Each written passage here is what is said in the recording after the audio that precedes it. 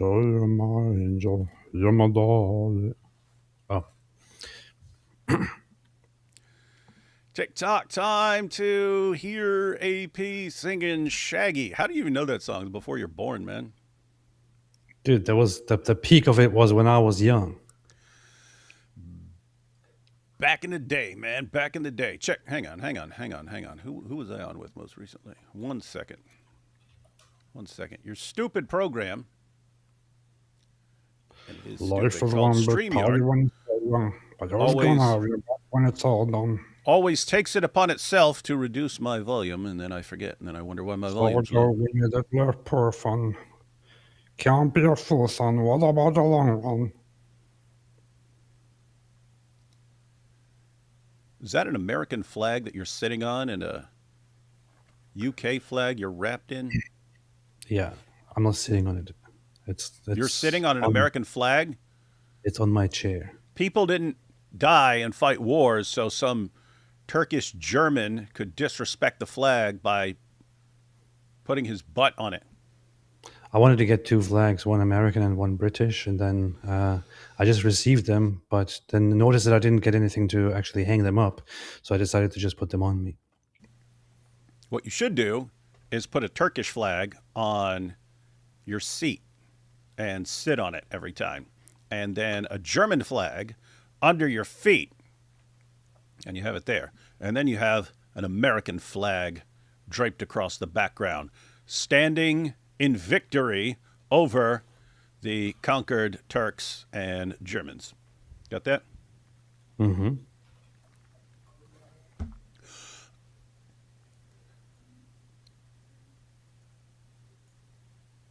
Is this how you start your show, man? What is this? No Well, you talking? screwed everything up by distracting me, man. Just sitting there and letting I'm just sitting making here people looking at your watch the stupid, screen? I don't want to say stupid flags, but your stupid presentation of said flags. Anyway. Hey. Oh, hey. Hey, AP.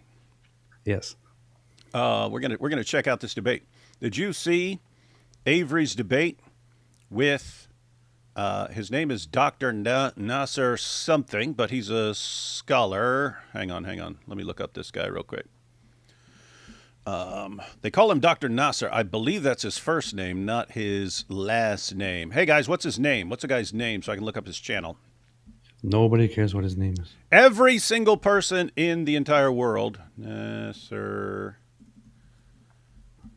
Karimian. That's actually a cool name, Dr. Nasser Karimian. Karimian's a cool name, man. It's like Kardashian. Karimian. So Just anyway, guys, so Avery debated Dr. Nasser Karimian. Everyone always said, oh, why are you just debating the Dawah guys? Why don't you debate the Muslim scholars? Anyway, he debated a Muslim scholar on whether Jesus is a Muslim, so you're not getting the standard Dawah nonsense. You're getting the scholarly Muslim nonsense. But let me read his description here. This is from his YouTube page. Description. Dr. Nasser Karimian holds a bachelor's degree from Concordia University, where he majored in religion and minored in classical Arabic language. He then Dude, earned a don't say master. minor when we're talking about Islam, man. Okay, we won't say the word minor. He did a kind of secondary line of inquiry into classical Arabic language.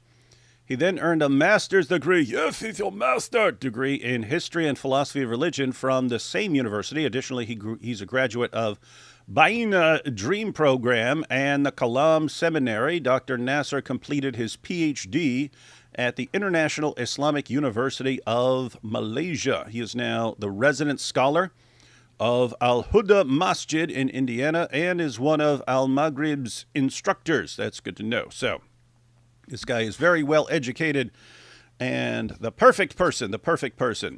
Wait, did that say background in philosophy? History and philosophy of religion. Okay, so he knows logic and so on. And that way, he will know some fallacies if he happens to commit some. I only saw a little bit of this, guys. I watched maybe the first 10 minutes, and it was just annoying trying to get him to answer whether it would be acceptable for him to call Allah Father in a metaphorical sense. So, and he just kept kind of going around in circles and stuff and not answering. But anyway, we're gonna get to the bottom of this. Not in the Zoot sense. We're gonna get to the bottom of this because I saw that, and I've seen a couple clips circulating on X. Couple clips circulating on X. All right, now we have AP, and he removed his inappropriate displays of U.S. and U.K. flags, and is now all that he has now is black behind him, and thus represents the black flag of ISIS. Okay, that's good to know. That's good to know. That's true. I saw I only saw a clip or two of that conversation. I didn't really see the whole thing yet. I didn't really check it out. Wait, I'll be right back. Hang on a second. You continue. This is how AP's streams are going to be now. Ding dong, ding dong, ding dong. Here's your pizza. Ding dong, ding dong. What the heck, man? What the heck? Let me just share this on X that we're live. We're live. Boom and boom. All right, so now AP's live streams will apparently be repeatedly interrupted by packages and so on being delivered, not delivered as they were delivered to Muhammad on the night of Al-Zut, but you guys understand. All right, I guess we'll wait for AP to get back. I'll take these first couple super chats until AP finally rejoins our live stream. Post Belfast incident, how much longer UK has till civil war? Well, you've had people get really ticked off over things in the past, and then it dies down after a couple days. But it does seem like tensions are boiling more and more, and so you wonder how long before things actually change. The insane part is these are still democracies, right? I mean, they're kind of modified democracies and so on, but people still vote for their leaders in these places. So you just need enough people getting ticked off about something to say we're getting leaders who actually are going to do something in that benefits us for once in our entire lives. But we'll see. TikTok, time to leave Muhammad's flock. That's a good idea. Hey, I invite all Muslims who are watching to leave Islam. This would be a good time. This would be a good time. There's two ways we can do this, ladies and gentlemen. The easy way or the hard way. The easy way is you guys just all renounce Islam right now. The hard way is we continue exposing your prophet and your book and all of your claims, leaving you naked and defeated. You see the difference? Like, you could just leave now, and you would retain your honor. You would retain your honor as an apostate. But if you just wait and you kick and scream and kick and scream and kick and scream, and then you leave only after it's like that's your only option and stuff like that, because it's just been so thoroughly crushed that it's a laughing stock of the entire world, well, you can still leave, but you will not retain your honor at that point. What's up? That's correct. Oh, the Zoot police were at the door. Oh, yeah. Gotta watch out for those dudes. TikTok, time to flock to the Lord, you dirty stone kissers. What's wrong with you? AP and D-Wood sitting on a chair, live streaming. It says live streaming. Also AP, minor sects. Hi, Delwood. What's wrong with you, man? We have Daniel. Hey, Daniel. But is he a medical doctor? A scientific thing? Yeah. A medical doctor? I thought you were saying medical first. But is he a medical doctor? A scientific thing? Yeah, he's not. And there's a scientific thing. He's not a doctor in the most relevant sense of being a medical doctor, never practicing, but it impresses dumb people. It says if you eat like pig, you behave like pig. Look at this. It's funny how Dr. Nasser's, a.k.a. Dr. Full Muslim's, biggest day was Avery's just another midweek stream. That is funny, right? So for this guy, this is the highlight of his entire career. He gets to take down one of the Christian apologists who've been wrecking dawah and show what happens when one of these one of these, what did Hijab call him? You know, buck-tooth hillbilly redneck and all this stuff. You finally get a chance to crush and defeat one of these guys. So all future generations would know. Yeah, you may have Dawa guys getting crushed by Avery, but if he were just to face a scholar, we'll know what would happen to him. And this is going to be the perfect example.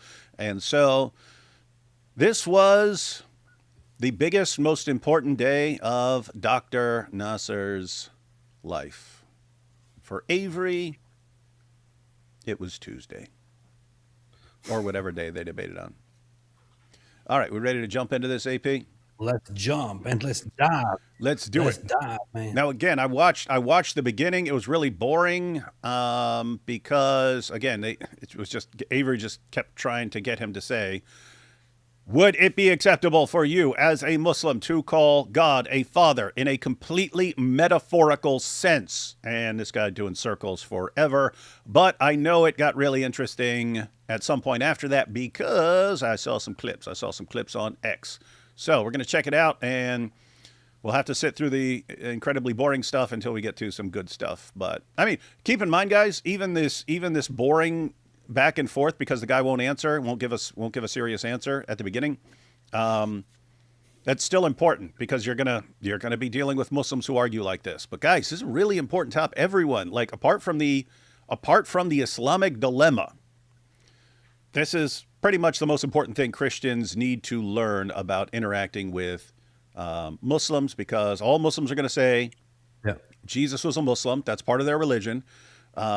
It sounds really weird to you because you're a Christian. And when you challenge them on that and say, hey, your religion says Jesus was a Muslim, what sense does that make?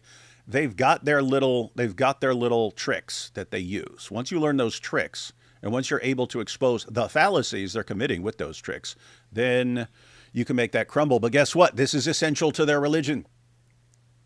If Jesus was not if you just learned this one issue, if you mastered this one issue and could crush them on the topic, was Jesus a Muslim, and show that Jesus most definitely was not a Muslim, if you just crush them on that one, guess what? You win. You win, because it's foundational to Islam. All right, let's go ahead and check this out.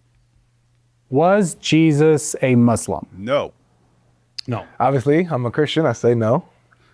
I think that it's very misleading what I usually hear about what a Muslim is, and then Misleading, trying to apply it to Jesus and, prophets before Muhammad.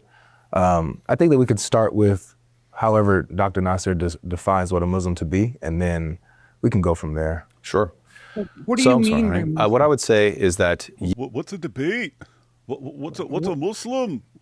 What's a What do you debate with a mean, Muslim? You see. Let me get this positioned here. All right. So, and by the way, guys, great start, right?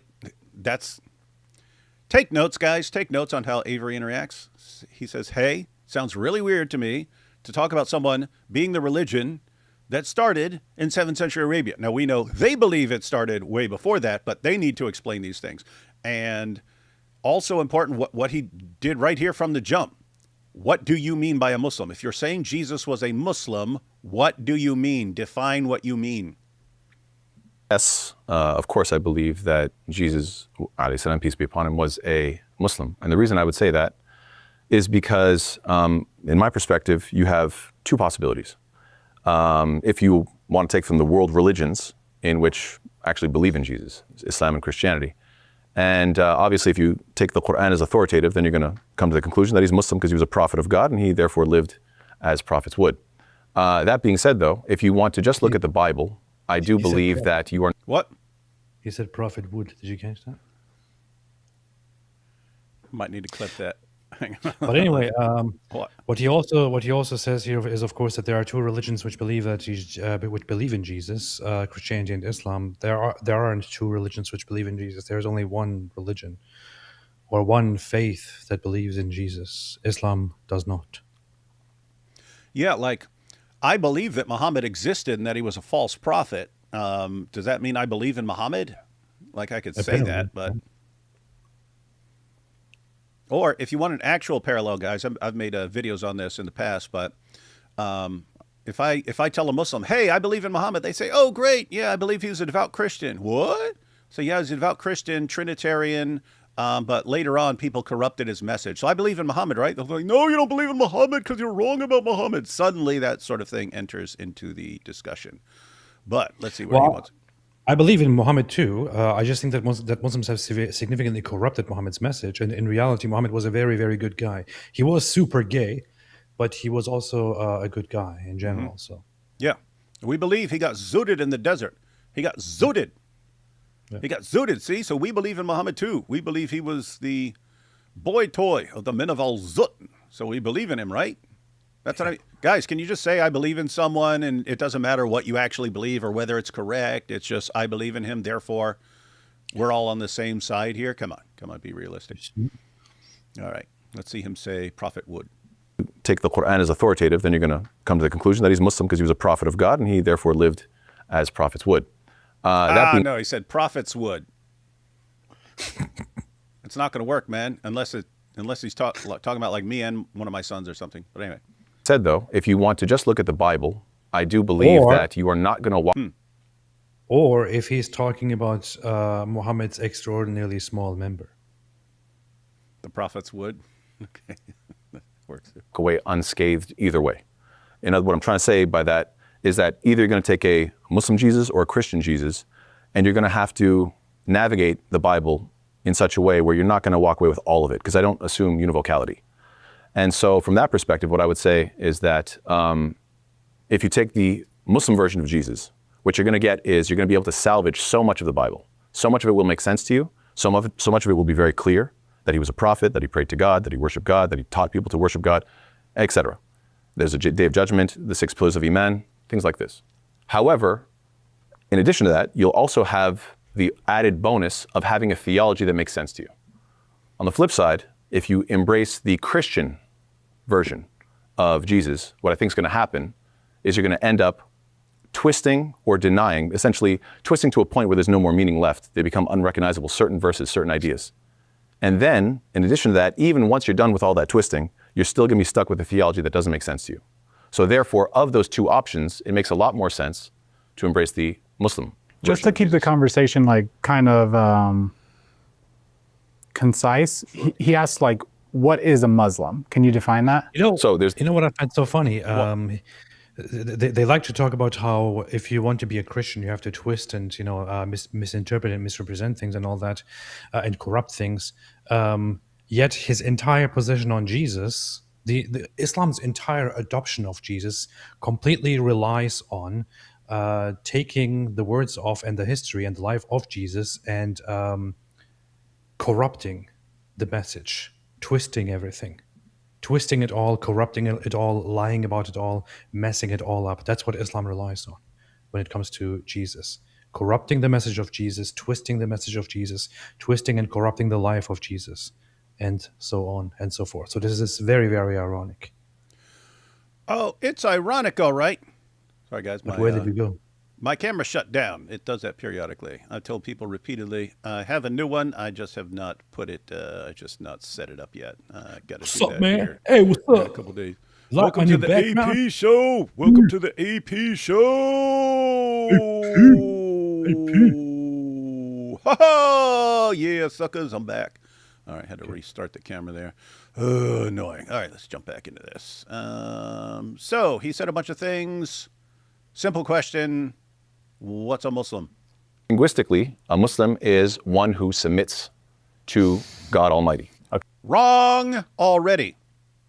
This is another point that people don't use enough. People do not use this response enough, right? Because they want to start going, well, linguistically, he's already in fallacy range. This would be a version, this would be a couple things. One, there's the fallacy of equivocation. That's where you're changing the meaning of words as you use them. So it's very clear what Muslims mean when they say Jesus was a Muslim. They mean Jesus was a follower and a prophet of their religion, of the same religion taught by Muhammad. When you challenge them on this and say, wait a minute, Jesus wasn't a Muslim because look at all these things he taught that don't line up with Islam, they go, oh, no. the word Muslim just means one who submits to God. Jesus submitted to the Father, therefore, he's a Muslim in that sense. So that's equivocation. They're changing the meaning of words as they go along.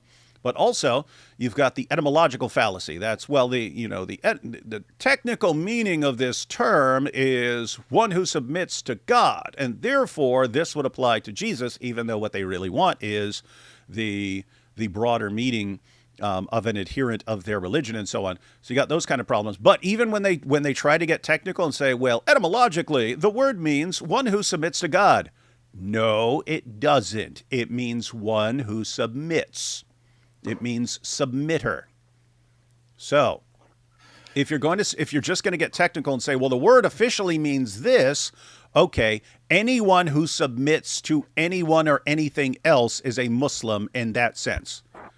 Someone who's into some of that weird stuff that whatever hijab is into when he's talking about golden showers and all this stuff and that weird submission stuff where you're submitting to some pervert and so on, that makes you a Muslim in this sense.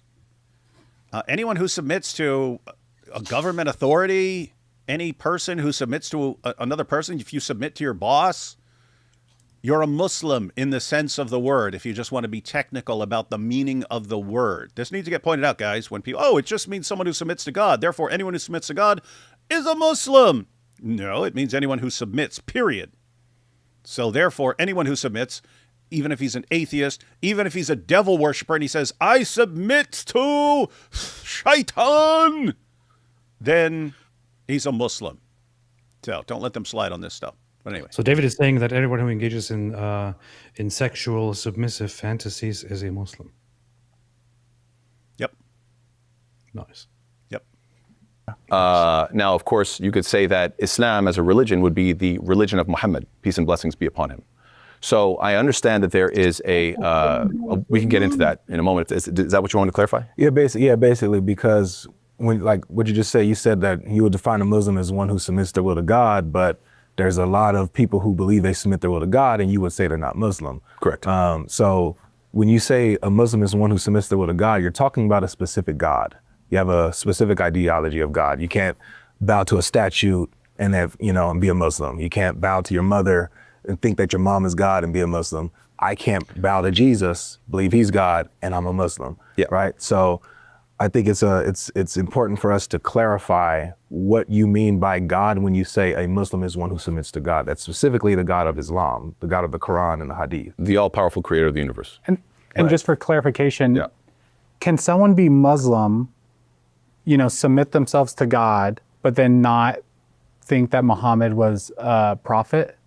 So after the time of the prophet, just like in the same way at the time of any prophet, you have to recognize the prophets that exist at your time or before you. Okay. Right? So now that we're living in this time, obviously the Prophet Muhammad came and established his whole religion, etc., the religion of Islam. So obviously you'd have to accept that. But at the time of Jesus, it was accepting the Prophet Jesus. And at the time of Moses, accepting the Prophet Moses, and so on and so forth. But all of them taught the same message, that God, the all-powerful creator of the universe, is one God. Got it. And he doesn't even realize how completely incoherent he's being right now. So he said it's just submitting to God. Anyone who submits to God is a Muslim. Uh-huh. And then, So that means all I have to do is to submit to God, right? Yeah, in theory, right? But then he was asked, hey, so could I submit to God without believing Muhammad? No, not after Muhammad. And not after any prophet. After any prophet has come along, you also have to believe in that prophet. Oh, so now you're getting into specifics here. It's not just submitting to one God. You also have to submit to him by believing in the prophets he sent. Oh, and by believing in their revelations, let me guess. Oh, and by believing everything. Oh, so now it's this big package deal of things that you have to believe, right? Why do you just say believe it? It's just belief in one God. Why did you define it that way? When you knew it also required all these other things. And that that if I said, I submit to the one God, and the one God is my cup, my mug right here. It created the entire universe. I'm submitting to the one creator of the universe, my cup. Would he think I'm a Muslim? No. Why? Because he also believes you have to do all these other things. You just have to get him to say it. So Fortunately, he now acknowledged, no, you have to actually believe in a ton of things. Let's see. You have He's to- also presenting that Muslim perspective, which is people might miss that if they do not exactly understand how Muslims think about what a prophet is. In Islam, a prophet is somebody who comes along and whom all of the community must then follow because he has brought a new message, and that's just how it works. So if a prophet comes at some point in time in the Bible, then all people are required to believe in him, and if they do not do that, then they are disbelievers. That is not really how the situation is in the Bible. That is not really how it is in the history of the prophets. This is an Islamic idea. It's an Islamic concept. It is known that lots of prophets were not recognized in their own time. It is prophets weren't these guys like where God decrees all alive must follow and obey this prophet as he is now on earth, and all who refuse to do so shall be called disbelievers. This is nonsense. This isn't the Islamic way of describing things, and it is stupid, and it appears very stupid because Islam is quite stupid, and Islam quite stupidly and ignorantly adopts parts of the Bible and the concepts of the prophets, and then tries to put its Islamic spin on it. That's why it sounds so ridiculously stupid. That's why it doesn't sound recognizable. That is basically what he was just doing here right now. And guys, so this isn't just your Dawa guys or your Muslim friends. This goes all the way up to their scholars. It doesn't get any better. In other words, let me put it this way: if you ask just some regular Christian that you see in church a question, you'll get one level. Like if you have some serious issue, something that's really confusing to you, you'll get one level of answer. If you go to an apologist, you'll probably get a better answer. If you go to a scholar who's mastered the field, you'll get a better answer. If you the more knowledge people have on an issue, generally the better they would respond. You get to Islam, and the answers don't get better. The answers don't get better than what you'd hear from. What's your average Muslim going to say? Your random Muslim on the street says Jesus was a Muslim. You go, no, he wasn't a Muslim. It doesn't even make any sense. I go, Muslim is just one who submits to God. Didn't he submit to God? You get the exact same answer. That's crazy. Look here, we have lol package because I said Islam is a package deal. Yeah, guys, this is an example of equivocation, right? You could be using the meaning of a term in two ways. So it makes perfect sense for me to say, hey, if you believe in Islam, you have to believe in like the whole package of Islam, right? And the Muslim will say yes, and I'll say, oh, okay, so it's a package deal, right? And I say yes, and I say, oh, so you admit that Muhammad got the packages of the men of Al-Zut delivered into his butt? No, that would be me changing how I'm using a word, right? I could do it, but you know, how seriously are people gonna say it? Look, and then we got submit 30 times in a row. Yeah, so if a Muslim is just one who submits, and Muhammad submitted 30 times in a row to the men of Al-Zut, is that why he's a Muslim? You're gonna say that's why he's a Muslim because he submitted to them? Wait, this morning I submitted a document to the government because I moved. Does that mean I'm a Muslim? Yeah, and someone just brought up the same thing here. Someone said, I just submitted an application. Am I a Muslim now? Yes. Muslim is one who submits. You guys both submitted an application. So, congratulations. You're no longer an apostate now. Allahu Akbar. All right, we all got this? All right, let's jump back into this. Accept that you have to submit yourself to God, and you have to accept all the prophets to be Muslim. Yes, correct. Okay, got it. Okay, so again, though, submit your will to what God are you talking about specifically? Because when you apply this to the prophets, right? Obviously, Islam claims Moses, Abraham, and stuff like that. But the theology of who God is in the Quran, that's who you're talking about. It can't be anything out. Like, for example, can you believe in a God? Can you believe in the prophets? Can you believe that God, the all-powerful creator, sent the prophets and believe in these prophets, believe in their message, but believe that God is a woman and be a Muslim? Excellent. So I assume, let's go with father first, right? No, a woman. Oh, is a woman? No, of course not. No. Okay. And why is that? Because Did you catch that, guys? It's important what Avery's doing here. We're gonna let him cook here.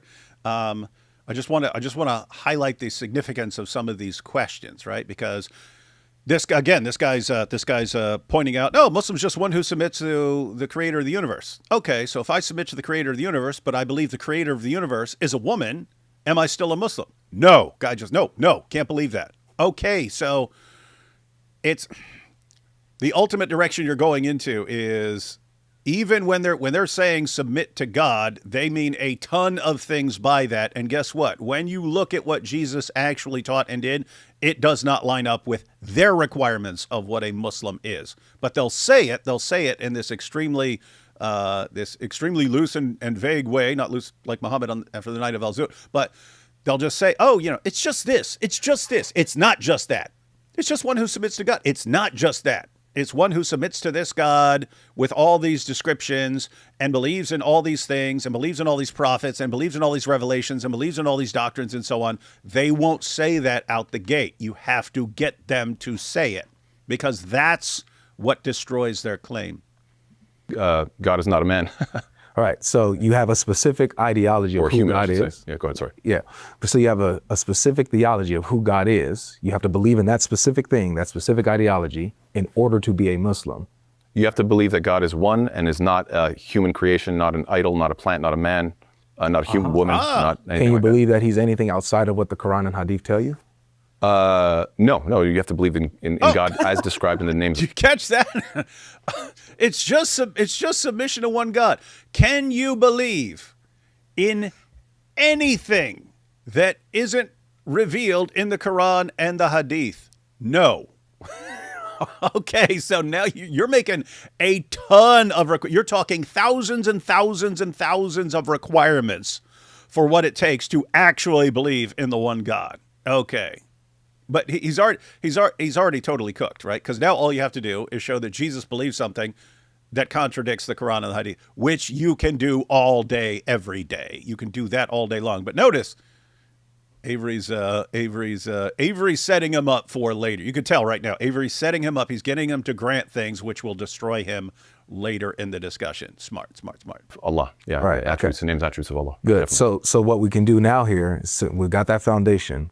Now let's apply it to Jesus. Sure. And let's see if Jesus had that theology. Does he teach, preach, follow, believe in the same God that we see in the Quran and the Hadith? Excellent. And so how would you Yeah. demonstrate that? So you guys are aware that I think it's Proverbs 18. You catch that, guys? You catch that? Avery got him in just a couple of minutes to go from it's just belief in one God. It's just submitting to one God to submitting to God who has all the descriptions and all the requirements as revealed in the Quran and the Hadith. In other words, that particular God who is defined in all these ways and has taught all these things and has sent all these different prophets that you have to believe in. He's already done. It's done. The rest of the entire debate is just showing what he just did to himself. I think it is, that says, Yahweh, you are my rock, right?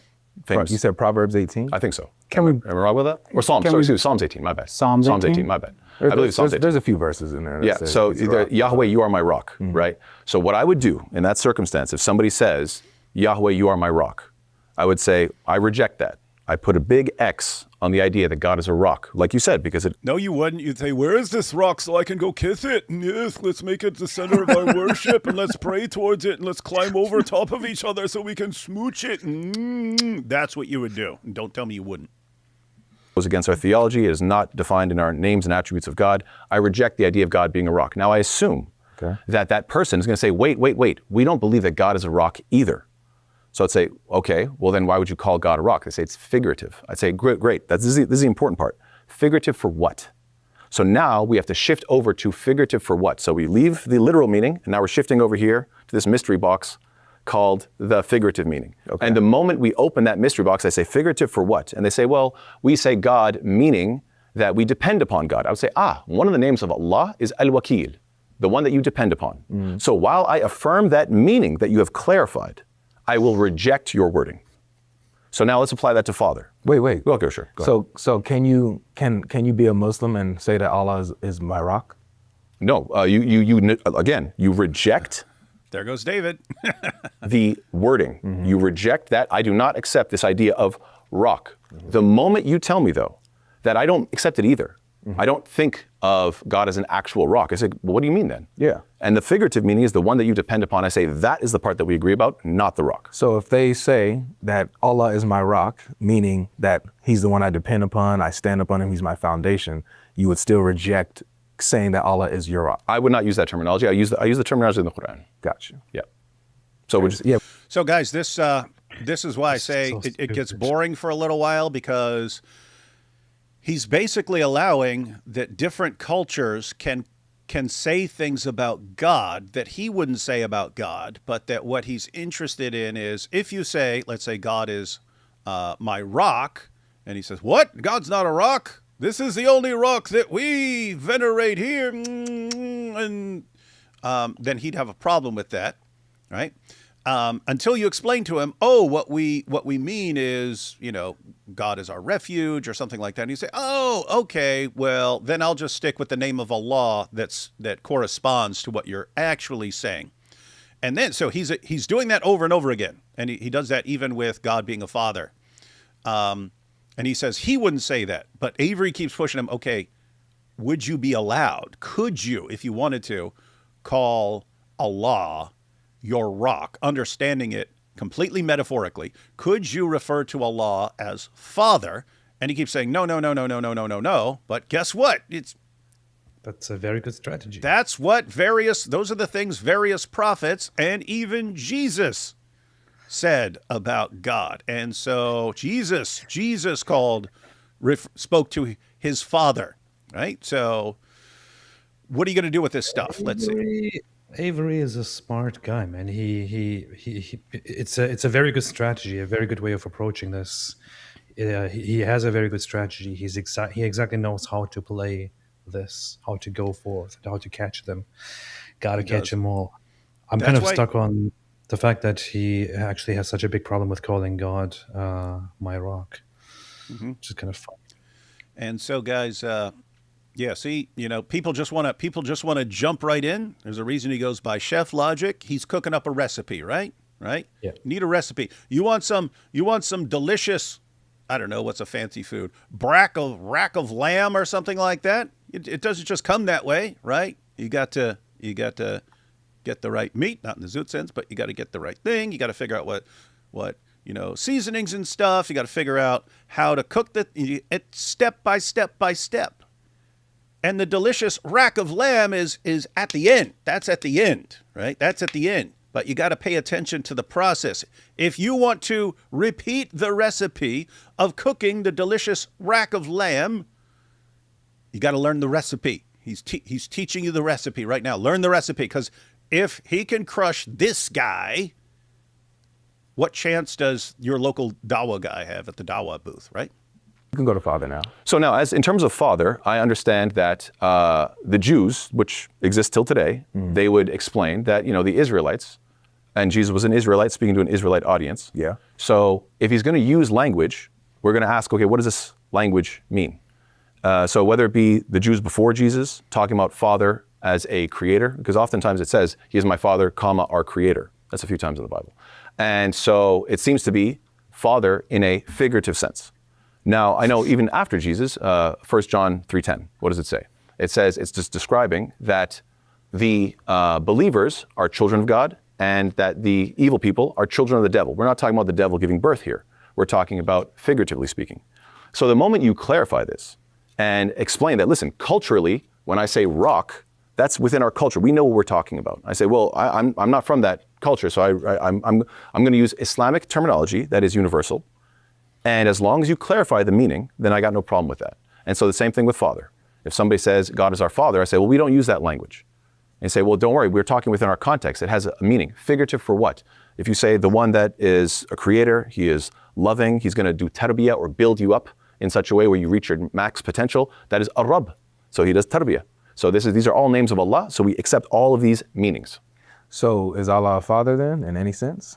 Okay, no problem. This is why I don't. One problem here. Noah, servant of Allah, subhanahu wa ta'ala, said, Alhamdulillah, for Islam, we worship one God, Allah, subhanahu wa ta'ala, not three. Jesus is Muslim. So Jesus is Muslim. So Noah, servant of Allah. Would a devout Muslim prophet call himself the Son of God? No. And even let's say in a metaphorical sense, that's not what Jesus meant, but in a metaphorical sense of I'm a creation of the Father who is only Father in a creator sense. Come on, we actually paused the debate for you. We actually paused the debate to get your valuable insights and input.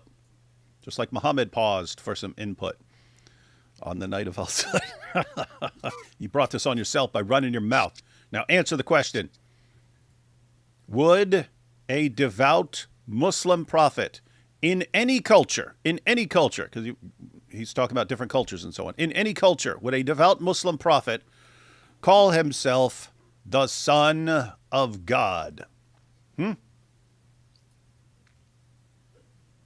We're not going to wait forever. All right, maybe this person is not actually paying the slightest bit of attention, is just showing up and trolling. We'll watch some more. Guys, let me know if the person, if Noah, servant of Allah, subhanahu wa ta'ala, answers the simple question I've asked him. I usually talk with my hands so much, but I figured you'd try to, so maybe you guys can join me on this.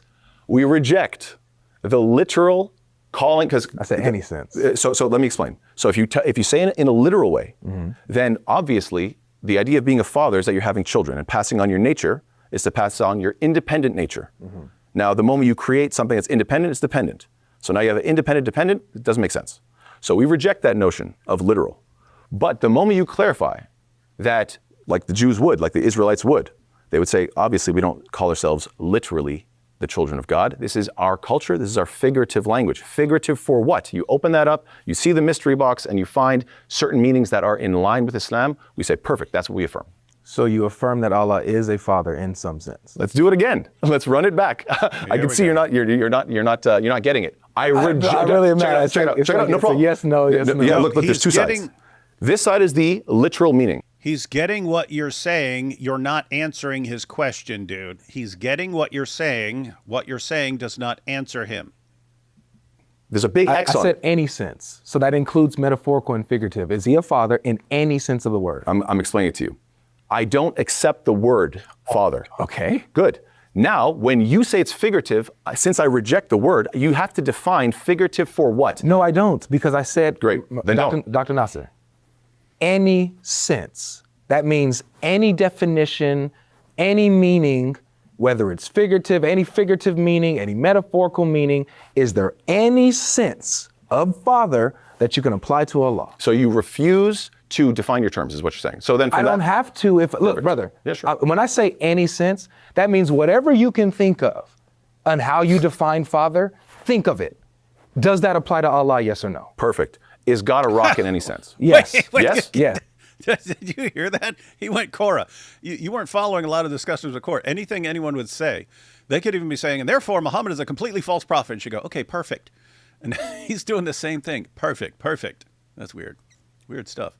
He's our foundation. He's your foundation. Okay, yeah. so you see how I can say yes? So now, you believe that God is a rock? I believe that Yahweh is my rock. Figuratively? Yeah, yes. Figuratively, as in foundation? I just said that. With that definition? I accept that definition as well. Okay, good. So I reject the word rock because I don't believe God is a rock. Then you don't believe, then you're not affirming what we're saying. You really don't understand what I'm saying? I do. Look, this is what you're saying. I have trouble believing you're not getting it. Let me say it. Let me still man your point. Hold on, guys. Did you know that over 80% of people that watch these videos are not subscribed? And that's the best way to support this channel. That's actually funny, man. He acts like he's saying it to them. That's actually a cool way to do promos for your channel and stuff. That's funny. So let's give the audience a second to subscribe. And if they want to financially support us, they could become a member. All right, now let's get back to the discussion. Sure. Matter of fact, guys, I didn't put the link. I didn't include the entire video in the description. I'll add it for anyone who does want to subscribe to the channel because he is hosting some awesome debates here. So, point is, we reject the terminology, but we can extract a meaning that is correct or proper. Not we can. That we can. That the culture does. Bro, I'm talking to you. You just explained to me and broke down. Let me help you out. Go ahead. You just explained to me and broke down, and you emphasized how it's like, okay, I got to do this again. I got to do this again. Yep. I just repeated to you what you just said to me. You said, nope, that's just the culture. I'm talking, look, a Muslim, you're Dr. Nasser, Muslim. Is there any sense in which the term father or meaning of father can be applied to Allah? Good. Yes or no? Got it. Now, let's say I'm walking in the middle of, I don't know, some new forest, okay? And I come across a tribe of people. Is there any sense, right? Guys, there's I'm not sure if it's officially like a fallacy. Is there a yes-no fallacy? Let me see. Is that officially labeled a fallacy? Yes, no fallacy. It should be if it's not. Oh, it's actually called the yes or no fallacy. Okay, formerly known. This was not taught in logic when I was learning logic, but formerly known as a loaded question or complex question. Okay, yeah, that's I've seen that before. Occurs when an argument requires a simple yes or no answer, but forces the respondent to inadvertently accept a hidden, unproven assumption. So this would be like, hey, dude, do you smile when you torture puppies for fun? Yes or no? Do you smile? No. Oh, see, so you admit you torture puppies for fun, but you don't smile. Okay, now we know, right? So those are situations where someone, yes or no, and you say, no. Let's clarify things. But if someone's just saying, is there any sense at all in which you can say that? That's kind of a yes or no. That's kind of a yes or no question. That's not the fallacious yes or no, and he won't answer. Yes or no? Now, imagine I'm walking through the woods and I find a mystery tribe. All right, let's see. And I don't know how they use certain terms. I know how I use it. Mm-hmm. And they tell me that God is a rock or a father or something else. Anything that does not comply with the names of Allah. Instead of me telling them just that, no, I know exactly how you mean it because I know what's in your head. I'm not going to do that. I'm going to say, look, I know what I mean. Father is a word that has a meaning. It means that you're giving birth. What's up? You see what he's doing here? He's actually, it is clear as day at this point, he's refusing to answer the question. He's not answering the question that was being asked. He's answering a different question. With his long-winded explanation, he's actually answering a different question. GodLogic's question was very clear to you. Is Allah in any sense a father? Now he's once again talking about how Allah or God may be in some sense a father to these people in this certain culture that I have just encountered. He's still not answering the very simple question. The question is to you. Why is this so difficult? Gosh. And again, guys, I mean, he can give more examples and so on, and more thought experiments. The answers do not get better as you go up the chain to their best scholars and so on. The answers are exactly the same. And so now he's going to give yet another example of how, these people may be using a word in a certain way that's metaphorical. And Avery's just, okay, once you understand it's metaphorical, is it okay to talk like that? Is it okay for you to talk like that, understanding that it's metaphorical? And he'll ask to you. Yeah, that's it. Because okay, perfect. Yeah, perfect. Now let me explain. If I encounter a different culture, gosh. Yeah. And so the result is Avery needs him to say, no, you just can't say this stuff about God. Okay, here's Jesus saying this stuff about God, not a Muslim. So anyway, sometimes you got to spend a lot of time laying the groundwork. Just ask the men of all. Why, man? Why'd they make it so easy with the zit jokes, man? Why? Go a few seconds back, though. A few seconds back. You mean it because I know what's in your head. I'm not going to do that. I'm going to say, look, I know what I mean. Father is a word that has a meaning. It means that you're giving birth to somebody based on passing on your nature. It means that you have sexual or reproductive organs. So believe me, I reject all that. God does not have any sort of reproductive organs where he's having babies. Okay? I reject all that. Now. So a father is somebody who gives birth? That's very interesting. Hold up. Anyway, continue. I mean it because I know what's in your head. I'm not going to do that. I'm going to say, look, I know what I mean. Father is a word that has a meaning. It means that you're giving birth to somebody based on passing on your nature. It means that you have sexual or reproductive organs. You know who needs to clip this? The trans community. You see, even Muslims now admit that a father is someone who gives birth. Even the Muslims are finally on our side. So believe me, I reject all that. God does plus positive. not have any sort of reproductive organs where he's having babies, okay? I reject all of that. Now, if they are the ones, not me, if they are the ones that want to clarify, we don't actually think of God as a literal father making actual babies in that sense, I'll say you can go ahead and clarify what you mean. And the moment they use a definition that is in line with the names of God, I will let them know those are names of God in Islam. Okay. Why is that complicated? All right. So the descriptions that you use, the meaning of father, let's say they use father in the sense of creator, sustainer. Or birth giver, following Dr. Nasser's understanding of what a father is. So you can affirm, like, oh yeah, that's good. These He's a birthing father. are descriptions of Allah. Yes. So then can you then apply that and say, yeah, Allah, you are the father in the sense that you are my creator and sustainer. So, since I don't use those terms because I'm not from that culture, I will say, guys, I understand your words. I don't need to adopt your language. That's not what I asked. I didn't ask if you need to adopt it. I asked, as a Muslim, can you be a Muslim and affirm that Allah is your father in the sense that he's your creator and sustainer? As a creator, if you are using this term to strictly define God as a creator and sustainer, I will let them know I fully agree with those names while I'm not interested in your terminology. Okay, so I'm being very clear. But that was not good enough? No, it wasn't. Because I'm not. So that means that if somebody from a different culture converts to Islam, and they refer to, and they mean and they like to use the word I don't know, Allah is my big sister, and that to them means like a big sister, then they can continue doing that. He just won't accept it, but they can continue doing it, and it's perfectly fine for him. Got it. Yep. That's what he's going with, guys. Got it. That's what he's going with. All right, let's see.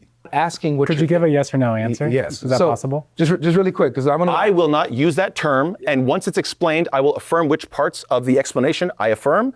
And in terms of the literal wording, I am not interested in adopting your language. Yeah, that's no. That's Yes, what's wrong with that? I'm just trying to move the conversation forward. Go. I'm just Got trying you. to. So yeah. it's a no. It's a no. You cannot be a Muslim and affirm that Allah is your father, even in a sense that he's your creator and sustainer. Correct? What? All you had to do was say yes, dude. You can't do it. He's trying. He's smart enough to realize that Avery is setting him up for things later by getting him to grant things that will ultimately destroy. Because that's what happens. Islam has an incoherent case. You have to get them to unpack what they actually mean by Muslim and this and that and submitting to one God. You have to get them to unpack that. Once you get them to do that, you take everything they just said and you destroy their case. He knows Avery is trying to get him to unpack what he means and that he's going to use it to destroy him, so he just doesn't want to answer on some of these things. What? He just said it. What? You just said he can't do it. No, you just shifted. You just said even why in I the was being sense very specific. No, even in the sense that you are using it in these definitions. Creator and sustainer. Yeah, so I affirm those definitions. So do you I'm not affirm- interested in do- using. I'm not interested in using your terminology. So this is why we're stuck here. Yeah. Because I'm not. Are you seriously not getting this? Yeah, I get what you're saying, but I'm just Okay, trying let me. to- I'll make it real easy for you. No, please. Okay, you don't want to. Because I want you to know. Take your time. I think we all understand what you're saying. Yeah, we all understand We what you're understand saying. what you're saying. That's what I said earlier. I said, everyone understands what you're saying. You're not answering his simple question. Go for it. But what you're saying is not answering my question. I'm not asking what you're interested in using. I'm not asking if it's your. He's not asking for your preferred terminology. He's asking, are you allowed as a Muslim? Is a Muslim allowed to use terms like father? Apply that term to God, even when you understand this is purely metaphorical. Are you allowed to use the term? Because if you say no, you're cooked already. That's why he doesn't want to answer. Preference to use this type of terminology. I'm asking, as a Muslim, can you affirm whether or not Allah is can you affirm that Allah is your father in the sense that he is your creator and sustainer? Can you, yes or no? I don't use that terminology. I didn't ask if you use it. Can Yes or no? God, Can this you? guy's- I don't use that terminology. We're not asking about your personal preferences, dude. I would rephrase the question. Oh, yeah, I think he's doing it right now. Can a Muslim do it? Not can you. He might be taking the can you in the wrong sense. So can a Muslim do it? Can you?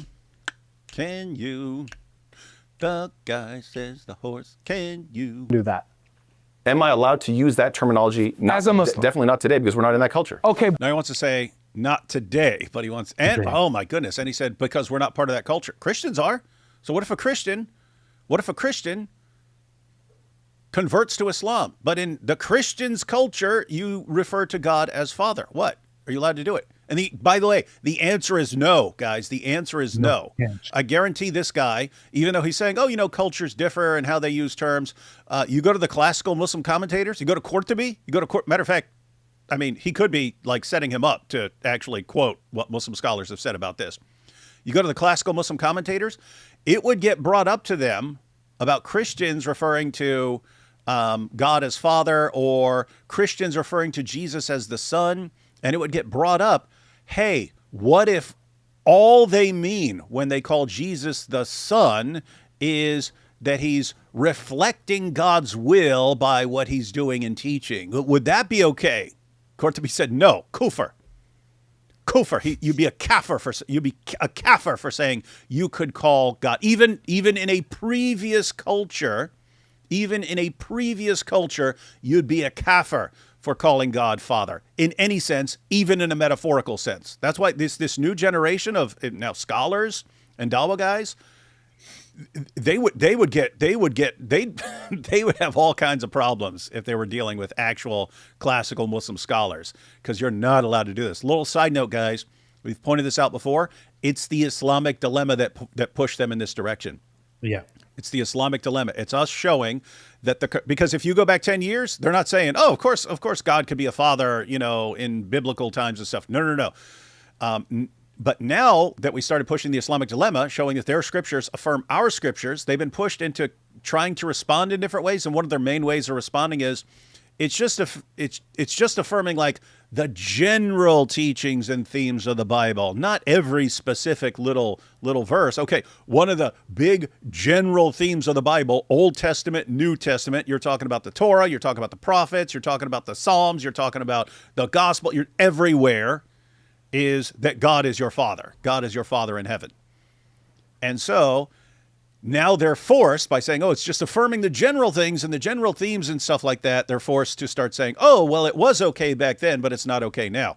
Classical scholars, no, it was never okay. And you're an unbeliever. You're an unbeliever if you say it was. So the Quran is only affirming the general direction of the Bible. Mm-hmm. It's affirming the trajectory. And if the trajectory continues as it is, Islam's getting cooked.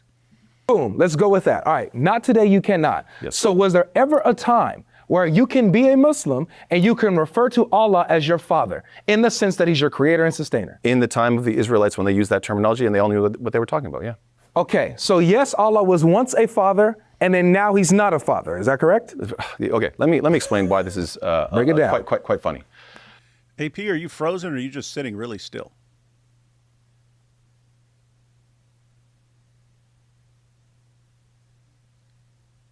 Boo! I think AP's frozen, man. So you understand very well that God was once a rock, but he's not a rock. No. No, we affirm he's a rock to this day. So am I allowed to continue my thought? yeah. Because you misrepresented. I'm Sorry, go ahead. Oh, well, if you misrepresent me, I'll just keep cutting you off or what? I never misrepresented you. Okay. I'm sure you don't think so. Okay, let's finish. That's I'm great. sorry. All right, go ahead, my bad. So now what I'm trying to say is, I'll give an analogy that hopefully the Christians will appreciate. Maybe you guys will understand this. Okay. In English, you call him Jesus. In French, you call him Jésus. In Spanish. Guys, we actually have a storm. AP's internet was cut. It may come back on. Sometimes it does not, and I can verify. And I also have a storm. We're not far apart, so mine may suddenly disappear at some point as well. We will just find out and see what happens. But it happens. Call him Jesus. Am I right?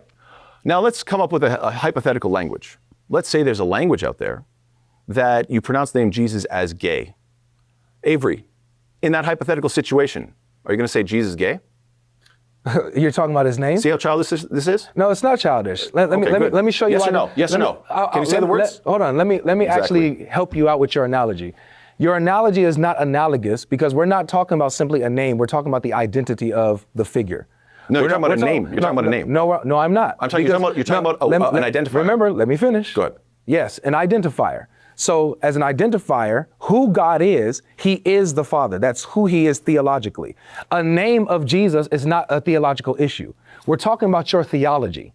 So stop trying to bring up, a random word in a random language applied to Jesus. That's not analogous. We're talking about theology. Not yet. So if you're talking about, can you apply certain things to Jesus theologically or to God theologically that do not fit? The answer would be no. You understand what I'm saying? But so we're talking about whether or not you can refer to Allah as your Father theologically. And your answer is yes or no? My answer is, at the time of Jesus, in a certain culture, using the term rock was well known, using the term father was well known. Who cares? And okay, if you don't want to hear it, that's Using the term father is well known now. Using the term father is well known now in our culture. Dude, you live in the United States of America. Pretty common to call God Father. Pretty common, culture-wise. So if you're just saying culture, why are you denying this? So is using the word Baal. The Israelites called God Baal too. Is that okay? if at that time they were using terminology that was in line with a meaning that is actually comports and is incompatible with the names and attributes of God, then what's the issue? Okay, good. So when they said that God was their husband, is that okay? Was Allah once a husband? Great. So if I come across a people that say to me, we believe God is a husband, I will tell them, I reject that language. If they then say, You just accepted wait, no, I knew you were going to interrupt. That's okay. You were going to say, I reject that language because I use the word husband a certain way. If they tell me in our culture we have a certain figurative language, we do not mean husband in the sense that he has a wife. We don't mean it that way. I would say, would you like to explain? As they explain, either when we open that mystery box and take a look inside and we see that the figurative language means something else, either it's going to comport and It's funny, he keeps saying mystery box. Every time he says mystery box, I think of the Kaaba. Once you open up that mystery box, you have a bunch of pagan nonsense in there. be incompatible with the names of God, or it won't. Hey, quick break from the conversation. I want to give a big shout out to Logos. So Logos is an app. Hey, sometimes I like to cut out commercials and stuff, but yeah, Logos is good stuff, man.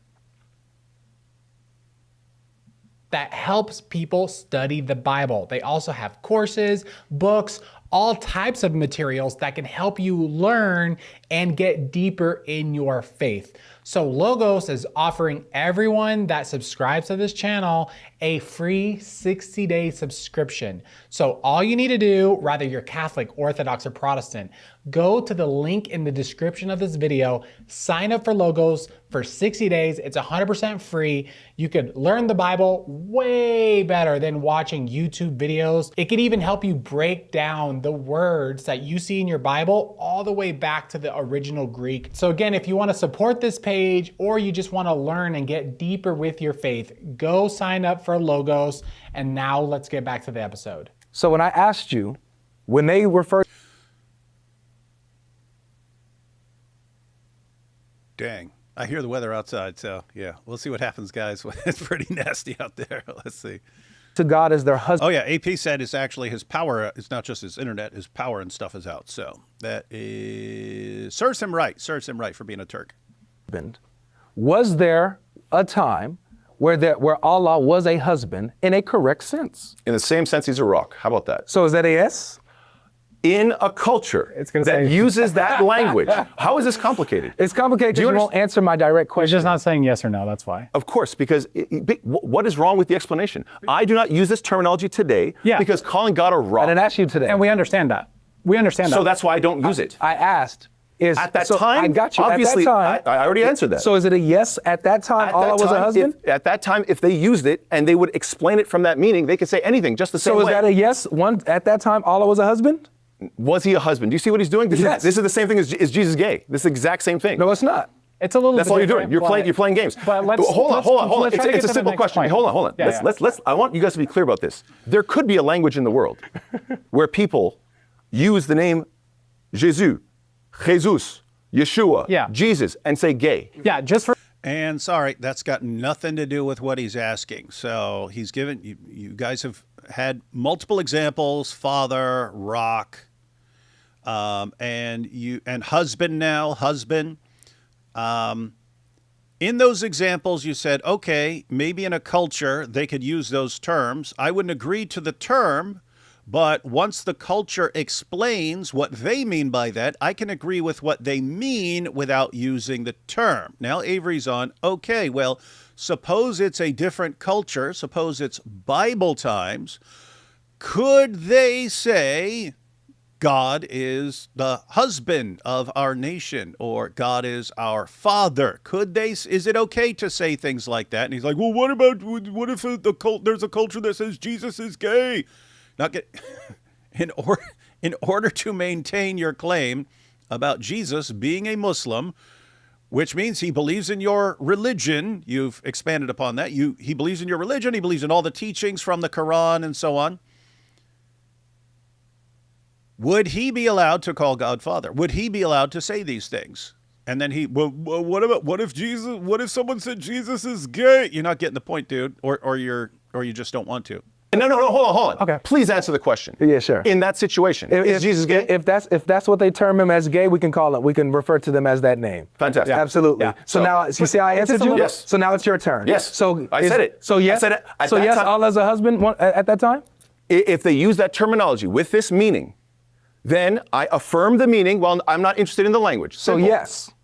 Yeah. If they use that meaning, I'm clarifying. Why is this not clear to you? It's a yes, Allah was a husband in a correct meaning back then, or no, he wasn't. We can't affirm that at all. So is it yes, he was a husband back then? Was that okay terminology to use for Allah? Let me clarify. Now, because I don't know about the history of, can I go back to that time and know that that's what they meant? So I will not say that that was affirmed. But if that's what they mean, then I have no problem with a culture, any culture, saying any word as long as they clarify it. yeah. All right. I think Okay. for clarification, when you're using your example, you're using the word gay as a name. He's using the word father as like a Theology. theology. So you want me to adopt the theology? A theological No, no, no. identity. That's- Okay, so he's using the theology, but don't adopt the theology. What are you guys talking about? No, I'm just clarifying the difference between the analogies. That's all. Right. So he's trying to usher in an entire theology behind that word? No. Why can't if that's the case, actually, I'm glad you clarified that. So you're telling me that he's using the word father, including an entire theology, and you're upset that I'm clarifying my theology? No, he's pointing out that you're not just using a word that sounds like a completely different word in a different language, right? Because that's what he's using. He's saying, okay, so the name Jesus is pronounced differently in different languages. What if there was a language where they pronounced it as gay? Would you then pronounce it that way? Would you want to? Now you're just talking about how language, and that is an issue that arises. I forget what the exact example was, but there was I forget which car it was, but their slogan in a different language meant "this is crap" or something like that in some Japan or something like that. I forget what the place was. I forget what the car was.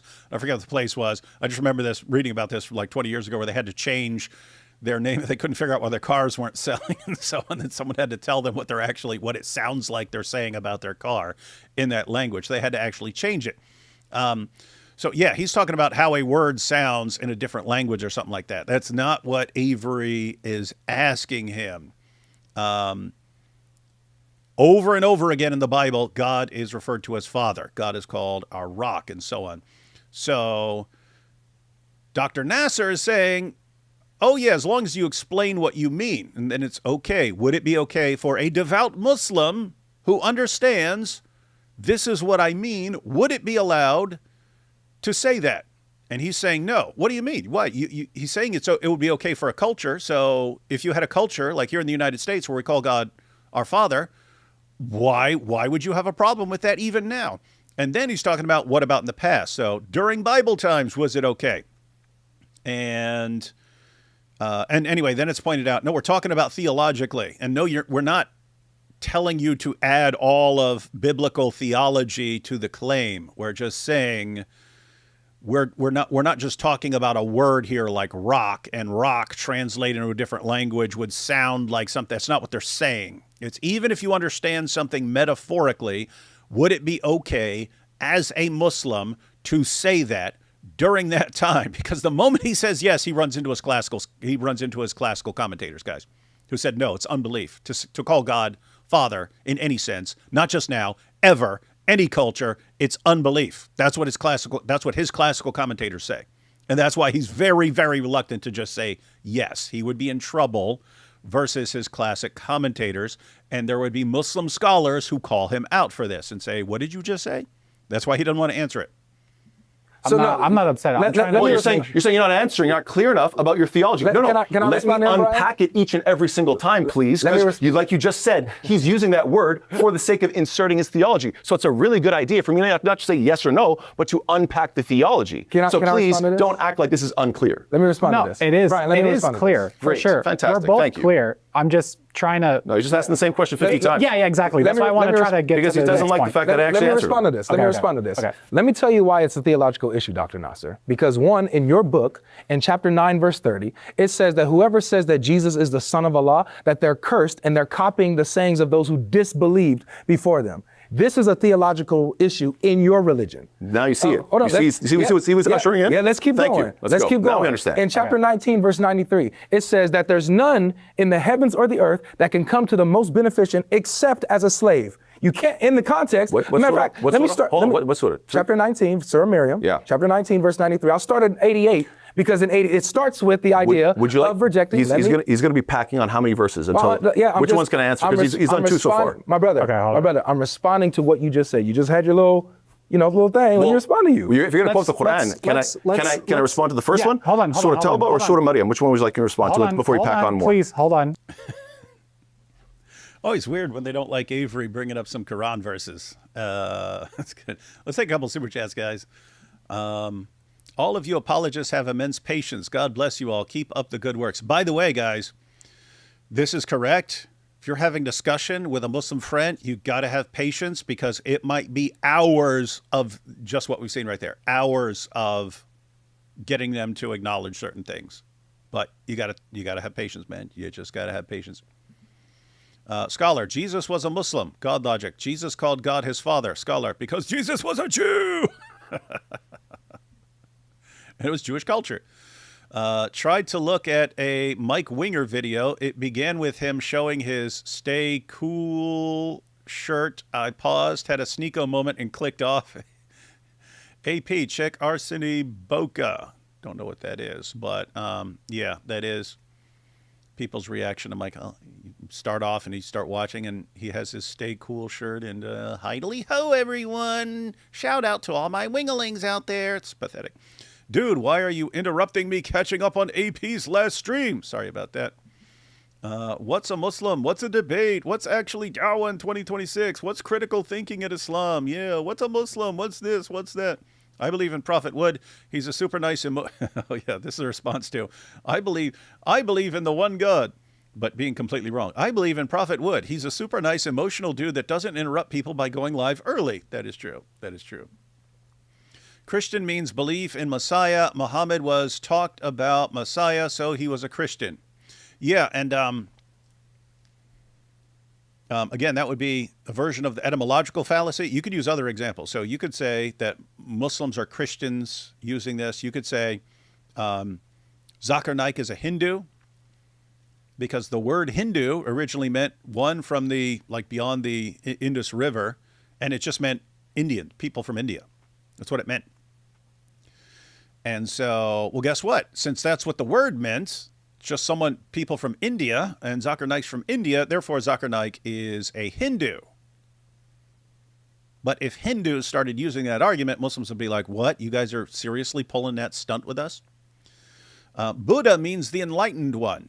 And Buddhists are people who follow the enlightened one. Well, you can ask a Muslim, was Muhammad enlightened? Yes, he was very enlightened. Okay, so could we call him the enlightened one? Yes, okay, so Muhammad was Buddha, and you guys are Buddhists. Suddenly they would understand how stupid that is.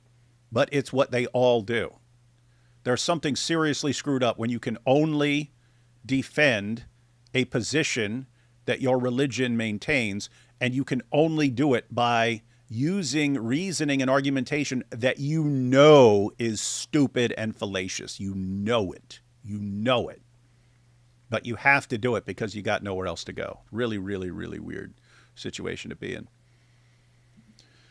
A true Muslim is the man from Sunan Abu Dawud 52:24.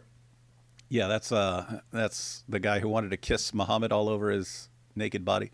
Dr. Dilemma, can you put links to videos used in description of last live with Hatun on Quran preservation, need for research? Please don't forget. No. And that's not just me being lazy. Some of those videos were taken down years ago. We just had them because we downloaded them. Yeah, so I assume you're talking about the holes in the narrative stuff. Yeah, you can find that stuff. You have to look around for it because we downloaded it when it happened. They erased it and so on. So you can still find it in various places, but yeah, I don't know where that stuff would be now. Seen Gavin Ortland's new response to Jonathan Pajot. Never seen Gavin this frustrated. Pajot accused him of dishonesty, but no response to any of his points about historic belief that non-orthos are damned.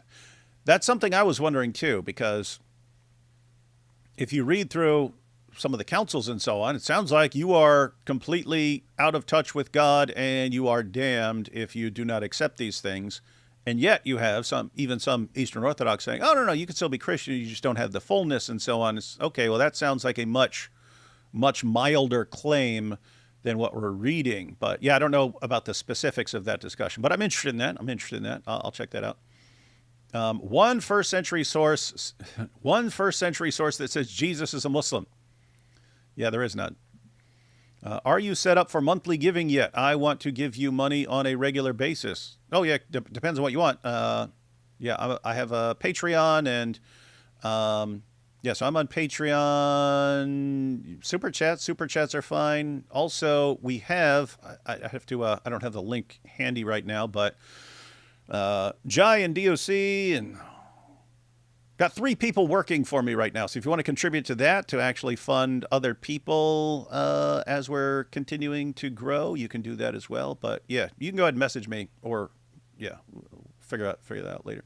Sikhs also believe in one God. Are they Muslim? Yes, Sikhs are Muslim. May you react to Muslims need a third way Islamic oasis. They detail how the Ummah sucks in the most polite academic way.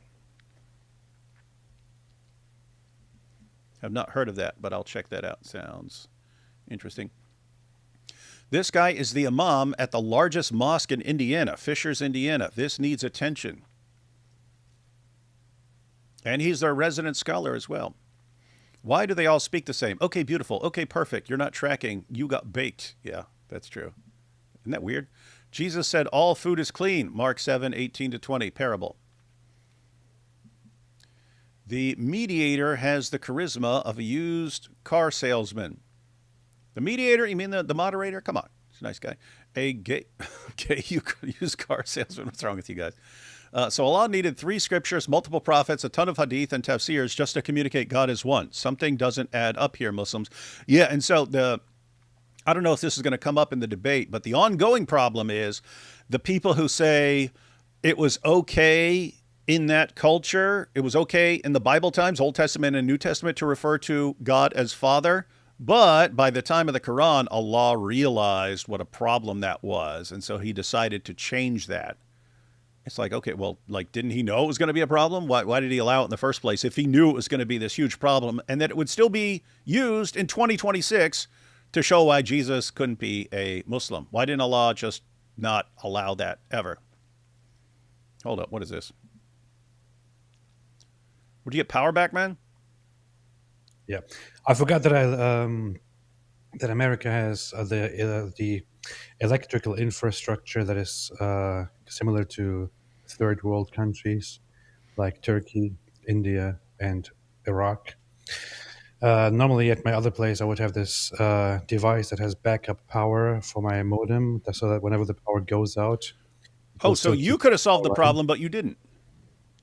But then I forgot to bring that with me, so now I don't have that issue because America doesn't want to update its infrastructure because they're like, no, having things that work is literally communism. We would rather have things that don't work. Well, here in America, you can buy some solar panels and have all kinds of things, man. So that's on you. That's on you. So I apologize to all the Europeans who are watching who are not familiar with this thing called a power outage. Unfortunately, it happens They over don't even here. have power. They don't even have power in Europe. In civilized countries, this doesn't happen. But anyway, I'm back now. No, in Europe, they'll have the Pakistani Muslim immigrant inside his house using power, and then they'll have a bunch of native British people outside running on wheels to generate the power for his house. And if you don't do that, you're basically an Islamophobe. It's First, funny. Shania says, buy a generator. Like I'm rich or something. Anyway. First 14 minutes, biggest waste of my life. Dr. Full Muslim, Dr. Full Muslim doesn't know the word father because his mom was, what is this? Are you gay? Does your mom know you're gay? Yes or no? Does your mom know you're gay? Yes or no? That's another one of those examples where that would be the yes or no fallacy. Did Jesus pray in Arabic, go to Mecca, get married, pray in public, eat halal, use war? Did Jesus ever cap? The doctor finally realized that reacting to Christian videos isn't the same as facing Christians. He went from reacting to videos to being reacted to. Oh, was he making videos? Was he making video responses and then he actually faced a Christian and those responses didn't work? Let's see, 99 names for Allah, 99 letters for the alphabet people. Coincidence? I don't think so. The word he's looking for is sire. This gives, the word sire, not like giving birth to. This gives a whole new meaning to mashallah, sister. Next slide, Dr. Nasser sitting with Rabbi Singer. Oh, yeah, that would be classic. These guys need to do a show together.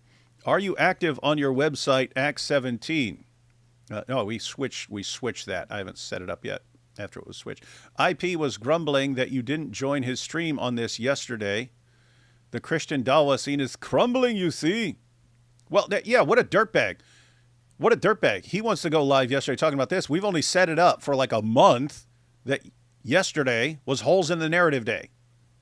That was the anniversary. He could do his stream anytime. And he's like, oh, you've had this planned for a month. It's the anniversary of the Holes in the Narrative interview. Let's talk about some other topic. No. So go whine somewhere else. Go grumble somewhere else. Grumble. Islam's translation paradox fallacy. English father equals no. That's good. Check out the work of Michael Heiser, PhD thesis on Psalm 82 for a remarkable view of Old Testament theology. His book, Supernatural, is a good place to start. I've seen some of that. I don't think some of that works.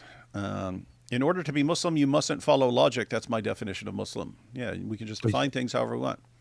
Are you dissing Heiser now? Are you dissing Heiser now? Not on certain things. On certain things, he's the guy. On other things, it just sounds weird. You're talking trash about him after I will talk trash about him and on Psalm 82. What? It's pretty messed up, man. Oh, it's extreme. Yeah, his theology is extremely messed up on those issues. Can Islam make a case without appealing to Jesus? No. Remember yesterday? Sneeko, are you Muslim? Well, have you heard about Paul? Yeah, let me talk about Paul. Yeah. Praying your internet doesn't get zooted. It might. How is the first reflex of Muslims always to insult Jesus whenever their religion is questioned? Obviously, the sole purpose of this religion is to be anti-Christian. That is the big takeaway from all of this stuff. They also say Muhammad was the first Muslim, but Jesus allegedly was a Muslim before him. Oh yeah, Moses was the first Muslim, Abraham was the first Muslim, all kinds of first Muslims. How does this go together? It doesn't. What they'll say is, oh, the first Muslim in that culture, when what it just says is he was the first Muslim. Worst name to have in prison, Subhor or Mansoor? Oh, which one? He named Subhor or Mansoor. I would say Mansoor. Go back to Germany, AP. We like living like natives over here. Yeah, go back to Germany if you like their power source so much. Maybe I will. Good. Welcome back, AP. Turk you long enough. Nice one. How do we fund the ministry of people working for you? Yeah, guys, I have. I could get the link. I'll do that. I haven't done it because things got thrown off because people still had things to do and traveling and stuff. So Giant DOC moved down here. They got a place, and then they still had stuff that they had to take care of and start as far as like completely moving over here and everything being official and so on. They still had stuff to do, and so they were still like doing some traveling and so on. So anyway, I haven't been asking for that because we weren't actually doing this stuff. But as soon as we're up and running, yeah, just pay attention to when we're all up and running and stuff like that, and then you can contribute to that, and I'll share the link. This doctor can't give a simple answer. Did he not use the right number of stones when wiping? Is that what is making him ramble? That's always what makes people ramble, not using the correct number of stones. Didn't know you switched Act 17. What's your website? No. I switched the host and stuff like that. So, and then I just haven't set it up afterwards. So AP is a third world streamer who doesn't remember to use backup power supplies. Predicted AP answer, yes. This is so funny. Like Americans have to talk about, oh, everybody has a backup power supply in their home. In Europe, you don't need that stuff because power works. Because they don't know what power is. They just don't know.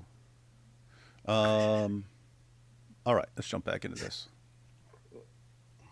Wait 1 second.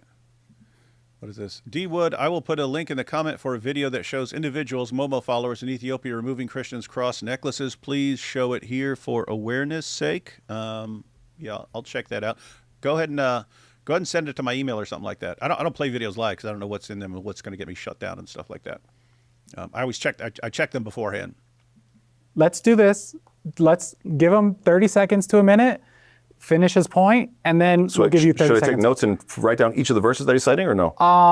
If you could try to stick to like it's going to be a while. I'll just use these two. It's going to be a while. I'll just use these two. I won't go to the others. Great. I'll just use these two. So you have throughout your Quran, I won't even quote them because I don't want them to get overwhelmed. You have all these verses in your Quran, specifically the two I mentioned, that directly connect the idea of God being a father or having children with a theological conundrum. There you go. And Perfect. that if you affirm that Allah is a parent in any way, shape, or form, then you are a disbeliever. You would agree that being a believer and a disbeliever is a theological issue, right? Would you? Would you agree that being a believer and a disbeliever? Can you say the word disbeliever slower and more clearly? Sure. Disbeliever. Thank you so much. Thank you so much. Would you agree that that being a believer and a disbeliever are theological issues? Yeah. Awesome. So you agree that this father thing is a theological issue, not just a name and title. It's theology. And so if your theology does not match Jesus, Jesus can't be a Muslim. This is the problem. That's why you're trying to fix this. Avery's cooking now. Perfect. Did the Jews use their terminology the same way? As who? As Jesus. No. No, he didn't. No, Jesus they didn't. referred to himself as the begotten Son of God. The Jews. So there's no other begotten sons of God? No. There's no other begotten son of God? No. In the Bible? No. Okay. So you do realize that Jesus was speaking to the Israelites. Speaking of who? Speaking to the Israelites. He was an Israelite speaking to the Israelites. In what context? Every context? He was an Israelite speaking to Israelites? Are you not aware of this? Oh, there's some, no, not every context. There's some context he was just speaking to the Greeks. There's sometimes he was just speaking to the Romans. Speaking broadly speaking, who was he? Who sent to the lost sheep of Israel? No. Sent to the lost sheep of Israel, Great. dealing with Canaanite women. Great. So what I'm saying is that there was a certain theological implication at that time, a certain understanding of the term father, yes or no? It depends on the context. And are you doing your best to usher that completely out? Yes or no? No. No. You're just asserting one meaning, right? You just said the word father has a very specific theological meaning, and apparently you divorced it from the entire Jewish history, correct? That's a good point. Yeah, this is right. He's saying, "Oh, you're what are you?" I mean, gosh, now you have to wonder: is the guy stupid? He doesn't seem stupid. He seems very intelligent, and he sees where things are going, and he's trying at all costs to not acknowledge things that will that are part of Avery building his case, which will ultimately completely destroy Islam. And now he just said, "Oh, you're acting like father. It only means one thing." And where do you hear that? Where do you hear that? No. The point is, in Islam, you're not allowed to use that of God in any sense. If you do, you're an unbeliever. So it doesn't matter what the sense is, if it's being used by people, and if you're under no circumstances allowed to do that as a Muslim, what do you do now? What do you do now? Let's see. Let me respond to you. Great. Dr. Nasser, I am not limiting the term father, the theology of father, to one meaning. According to Islam, listen, according to false. Go ahead. Let me show you why. According to your religion, there's no meaning in which father can be used. You cannot be a Muslim and affirm theologically that Allah is your father in any sense. And where does it say that in the Quran? And be a Muslim. Is that true? So let me explain this. Okay. God in the Quran says in, what is it, chapter 5, verse 18, right? Good, He says, good verse. good verse, right? Yes. Good one. So what does Good it one. say? It says that the Jews and the Christians say, we are the sons of Allah, his loved ones. And it says, then say, why does he punish you for your sins? Perfect. No, you are but men, and Allah punishes who he wills, and he has mercy on who he wills, and how to do you- him you will return. And how do you understand that verse? That the Jews and Christians are saying that they are the sons of God metaphorically, and Allah rejects it. Wrong. What? Okay, So let me explain. Break it down. Let me explain. Do you think, do you know what the word ahibba means? No. You use it all the time. I've heard you say it many times. I You know that word? Nah. You don't say habibi all the time? Oh, Habibi. There okay. you go. What's the plural of habibi? I don't know. Ahibba. Okay. That's what you're quoting. Okay. Do you think it's wrong for me to believe that somebody, that people can become beloved to God? No. No, it's not wrong. So when God says, the Jews and the Christians, they say we are the children of God and we're his beloved ones. Is this saying that you can't? No, it's completely haram and evil that a human being be beloved to God? No, of course not. Right. It's perfectly allowed. Right. So is it possible at the same time for someone to say, as the Jews do, we're the children of God? Clearly that verse is not condemning that concept. What is God condemning in this particular circumstance? It's the idea of saying, I know that I am super righteous according to God. That this is the same thing as chapter 53 verse, I'm going to remember the verse. فَلَا تُزَكُّوا أَنفُسَكُمْ هُوَ أَعْلَمُ بِمَنِ اتَّقَى. Allah says what? That he knows, Allah says, commands, do not ascribe purity to yourself. Don't ascribe tezkiyah and purity to yourself. He knows who is more righteous. So the criticism here is clearly not about the terminology, because there's nothing wrong with somebody being Habibullah. You guys know Habib, the famous fighter, Habib? He fought here in Vegas. Little side note, did this guy just say there's no problem with Jews and Christians calling themselves children of God? And that what it's really condemning is them saying that they're beloved and praising themselves for, because I've never heard that one. I've never heard it's totally acceptable for Jews and Christians to call themselves children of God, as long as they don't say, oh yeah, and we're really beloved to him. That is very interesting. I want to point out so many things here. I wish I made notes. I have so many thoughts here, but his whole criticism of or his whole point here is also once again very, very much an example of how bad Islam is in understanding the Bible and the biblical context, which is why it is so it's so unfitting when Muslims claim, or when Islam claims to be the continuation of the revelation of the very same God of the Bible. You know, in the Bible, it's very clear. So I had a little bit of a slight disagreement and confusion earlier. The Bible does refer to somebody else as begotten or firstborn son of God, right? It refers to Israel as where God speaks to Israel and calls Israel my firstborn son. It refers to Israel and the Israelites as the children. You are my children. Distinguished from others, you are my children. So it uses this language quite a bit, in the sense that that God is like a father to them. He's like a father to them, and he leads them. This is a language that the Jews didn't just invent, that the Christians didn't just invent. This is a language that is directly in the Bible, right? It is directly right there, which is why Jews and Christians also later on keep using it. It's different from calling Jesus the Son of God, and from Jesus using my Father, or the Father. But that whole thing is there from the very beginning of the Bible. They keep using that word.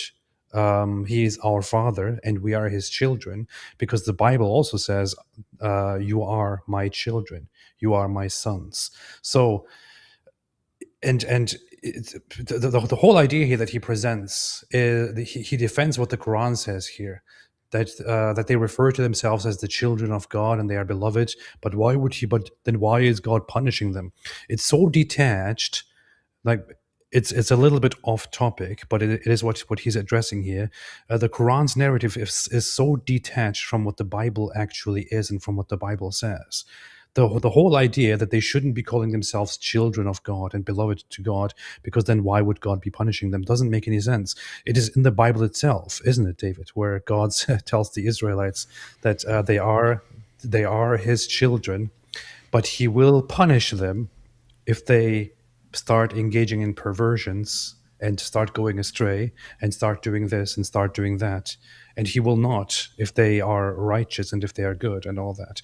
So this is directly within the Bible, and the Quran has no clue about any of this. And then goes into this thing, but why, if you are his children, then why is he punishing you? This is already part of the Bible. It was already written thousands of years before the Quran made this stupid retort. And we can't forget Hebrews. We can't forget Hebrews 12:6, ladies and gentlemen. For the Lord disciplines the one he loves and chastises every son whom he receives. Yeah. God disciplining you doesn't mean that's what's really messed up. I always interpreted that verse as Muhammad having no concept of what a father is supposed to do, because his father died before he was born.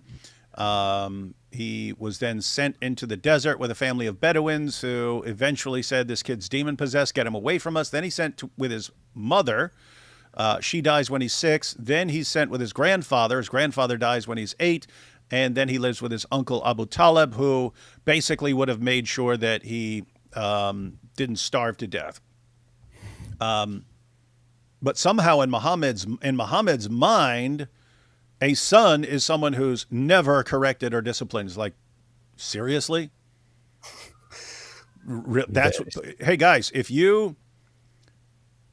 that's your mentality, a parent is someone who would never discipline a child for anything, because if you discipline them, it means they're not your beloved. You don't love them.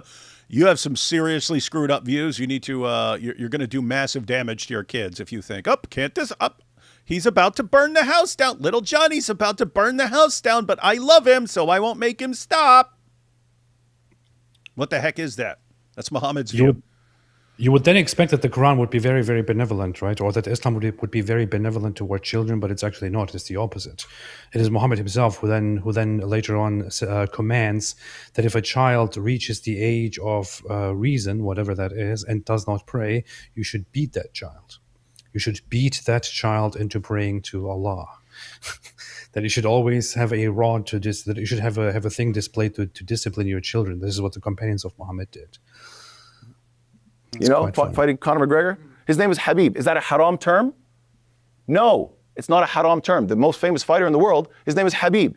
So clearly God is not saying these are haram words. You can't use this terminology. So that verse that I know you thought it was a big one for you, it actually refutes you. It refutes actually me. Absolutely. All right, let's break Now, this can I go to well, you said I could respond to 2. No, I said I should sort of money. No, that's the whole point of packing on, is it not? He doesn't want Avery to respond to what he just said, because he knows He completely missed the point. I don't know what direction Avery's going to go, but there are multiple directions he could go right here. No? I didn't do that to you, but okay. You didn't pack on 2, and I said and then tell me I can respond to 2? I quoted 2 verses. I didn't go in and explaining 2 verses. Right. So what's the point of shotgunning a bunch of them? When you just broke down, I just generalized the idea of how Allah deals with the subject. Yeah, look at this. So Avery brings up 2 verses. The guy responds to one, and then Avery says, "Okay, let's respond to this." What? I don't get to respond to the other one? What? You brought up 2 verses? Like, yeah, but I didn't break them down. Now we have a discussion about what you just said about this verse. No. We have to talk about the other verse. and then you're never going to get back to the verse, right? Which is what you want. Come on, let him talk about the verse, man. Of being having a son. What you just did was you gave a full exegesis on the verse, and I can't respond to your exegesis right now. So, but if Let's just go to the second point. Thank you. Okay. So in terms of Surah Maryam, where it says no one can come to God except as a servant, I assume what your point is, what you're trying to say here is that obviously there's these are diametrically opposed. You can't be both a servant as well as like a child of God. Is that your point? yes, Then you just threw Isaiah 53 under the bus. is that your point? Yeah. Okay, awesome. All right, so let's Suffering servant, right? Yeah. Son of God. Let's work back. You said yes. Thank you for the clip. I'll work backwards. You're welcome for the clip. This is going to embarrass you. Yalla. Okay, so Avery could have worded that slightly different because Avery's point is that if we are all merely servants, as Surah 19 says we are, anyone who the only way you approach Allah according to Surah 19 is as a slave. It's the only way you ever approach God. So how could someone who believes you can only approach Allah as a slave think of yourself as a child of God? And so Dr. Nasser there says, well, you can't be servant and child, right? And then he says, aha, what about Isaiah 53, which is talking about Jesus, but he's the suffering servant. So Jesus, who's the son, is also a servant. Yeah, not getting the point there, buddy. Not getting the point. You can't merely be a servant and also be the son. You could be the son who also serves. Jesus said that he didn't come to be served, but to serve and to give his life as a ransom for many, but he's coming as the son. So what's up? Are we supposed to count all the fallacies that he's making?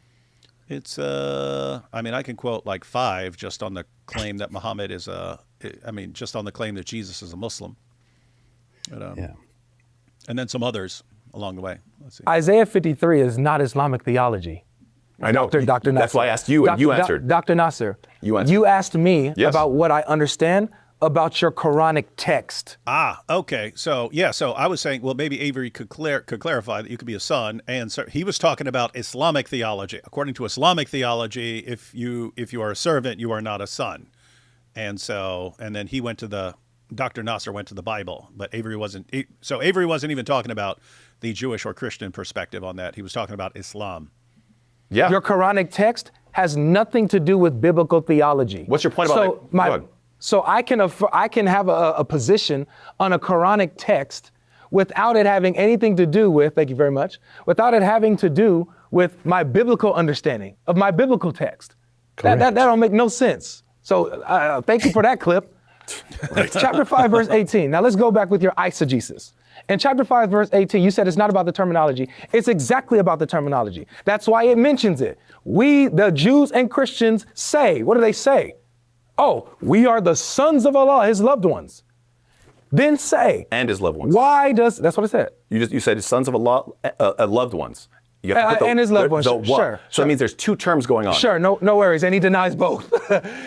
Wrong. What? He says. This is amazing. This is serious. I've never heard this. I've never heard. No. The Quran is just saying that don't call yourselves loved by him or beloved. That it's not rejecting that Christians and Jews can call themselves sons of Allah. This is good to know. This is good. You just said he denied. He denies. What happened to both. Habibi? He denies both when they're calling them their sons and his loved ones. Let me show you how. So it's wrong to call somebody beloved? Watch this. In Ibn Kathir's tafsir of this verse, he even acknowledges that the Jews are referring to themselves as children of God in a metaphorical way, in the way that they follow the prophets and that God looks after them. And guess what Allah says? No. He says no. Why then does he punish you for? Notice, guys, I said he was going to get in trouble with his classical commentators, and Avery's bringing up the classical commentators. Your sins, implying that if you were his sons and his beloved ones, let's combine the two, right? Because the two of them. No, they're two things. They're both terms, and you're denying both, which makes no sense. That's what deal with your Quran, not me. So he says, No, why then does he punish you for your sins? This is in direct contrast to Moses in Deuteronomy chapter 8, where God says to Israel that as a father, I discipline you. Just as a father disciplines his son, so I discipline you in the wilderness and punish them for their sins, take them through the hard times. So according to Jesus' theology and Moses' theology, God does punish a son for his sins, his beloved ones for the sins. But in Islam, if you are his son and his beloved one, that's not what he would do. Do you see? This is showing the theology in the Quran is completely contrary to the theology of Jesus and the prophets. That's why he's not a Muslim. Thank you. Yeah. Burn. You got the slow clap. You got the slow clap. So Allah subhanahu wa ta'ala, about 8 different categories of people he describes as those who he loves. Inna Allah yuhibbu, indeed Allah loves al-mutawakkilin, al-sabirin. It talks about different people, those who are patient, those who rely upon God, those who have time. Now go down the list of all the people Allah doesn't love. That's a longer list there, isn't it? Not sons. Those who are muhsinin. So he loves the. What is happening? Did you see how quiet it was? Not sons. Did you see how quiet it was? I got it. Look, man. You was chiming in when I was talking. Thank Come on. Yeah. For the listeners, let's So- like give them like 30 seconds to. Thank you. So what I'm trying to say is that very obviously throughout the Quran, Allah Ta'ala affirms that he loves people. So your objective, which is to say that chapter 5, verse 18, is blaming these people and saying this is evil language and you can't use this language. Clearly, if you say that it's wrong to use both of these terms, then that would mean that you can't call yourself beloved of God, but throughout the Quran, people are beloved to God. Now, we don't use that term. You know what's happening right now? He's acting as if we are all to assume that the Quran is actually coherent. Yeah. We do not assume that. I have to say, this is the best response he could give here, but yeah, he's resting on the claim that the Quran is coherent, and we don't believe it is. Allah, in other words, we aren't the ones who claim that the Quran is perfect and perfectly consistent and coherent. We would never claim that. yeah. So Guys, the reasoning here, if the Quran is coherent, would he'd be bringing up an interesting point here. So Avery's pointing out, Allah condemns the Jews and Christians for claiming that they're children of Allah and His beloved. And Avery's saying it's condemning them, and he goes to Ibn Kathir. No, it's criticizing them for calling themselves His children and His beloved. And then Dr. Nasser's response is, well, if you're taking that to mean you can't call yourselves children of God, what about beloved here? Because there are other people in the Quran who are loved by God. Therefore, it can't be some blanket prohibition against calling yourself loved or beloved or something like that. And therefore, why would you interpret it as a blanket condemnation of calling yourselves children of God? You've been refuted here. Be interesting to hear how Avery responds. But yeah, in our view, you can't say just because Allah is saying this here that He doesn't say something over here that conflicts with that. He does that all the time. He does that all the time. Yeah. Even in this sort of language, like how can Allah have a son when He has no wife? What's that sound like He's saying? It sounds like He's saying you need both man and woman to have an offspring. But then when Mary asks the exact same question, when the Spirit shows up and says, you're going to have a son, she says, how can I have a son when no one has touched me? And the response is, it's easy for Allah. Well, what do you mean there? What do you mean? In one passage, Allah says it's impossible for God to have a son without procreating with some woman. And over here, a virgin can have a son, and it's completely easy for Allah. Okay, so you can't say, well, what He means in this passage can't be what it sounds like, because this other passage, it's just incoherent. It's just jumping around, and there's no coherence to it. All right, let's see how Avery responds though. That's why God specifically says the Jews and the Christians use this type of terminology, right? Now we recognize that and we understand that. Why don't you? because of your messed up theology. You guys started attributing a literal son to God, and so that's why in Surah 9 they said God doesn't actually have kids, guys. At that time, if you want to say these are children, two parties in the world, children of God and children of the devil, when you use terms like that, we're like, yeah, we get you. We don't use that terminology, but we get you. If you're going to twist that into Roman paganist ideas that include the idea that, oh, the emperor is a child of God or a representative of God on earth, and then you mix Christianity with all this, and you have all these issues now. Dude, this guy, I thought this guy was going to be, I keep saying the answers don't get better. Now he's, Christianity was the product of Roman paganism. Are you stupid, dude? He did get his degree from the Islamic Leering Center. Same thing the lowest level Dawa guys will say, and he's saying it here. Then it's much better for God to clarify and say what? Even when you use this terminology, do not attribute purity to yourselves. It's not saying that the terminology is completely prohibited, because if it was completely prohibited, then what that would imply is that Habib is not something allowed. Now, I don't understand. We don't use that terminology. I don't understand. He rejects the use of the word he rejects calling Allah a father. He rejects referring to yourself as children of Allah and says it is not appropriate. But now he's also saying at the same time that the Quran doesn't have actually a problem with Jews and Christians referring to themselves as children of Allah. Is that what's happening here? I don't understand. I'm a little bit confused here.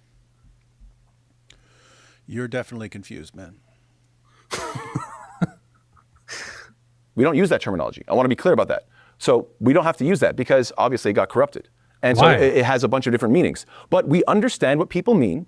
And that verse is talking about do not attribute purity to yourself, especially when the idea is that, look, you could be a good person some days and a bad person others. The idea that, oh, I joined a group. I'm either Jewish or I'm Christian, therefore I'm just beloved to God no matter what. I am considered so pure that I'm a son of God. And also, or, hey, I mindlessly believe in the most obvious false prophet in history, and therefore, according to Surah 3, verse 110, I'm one of the best of peoples ever raised up for mankind. Yeah, good. You heard it here, folks. Don't say these kinds of things.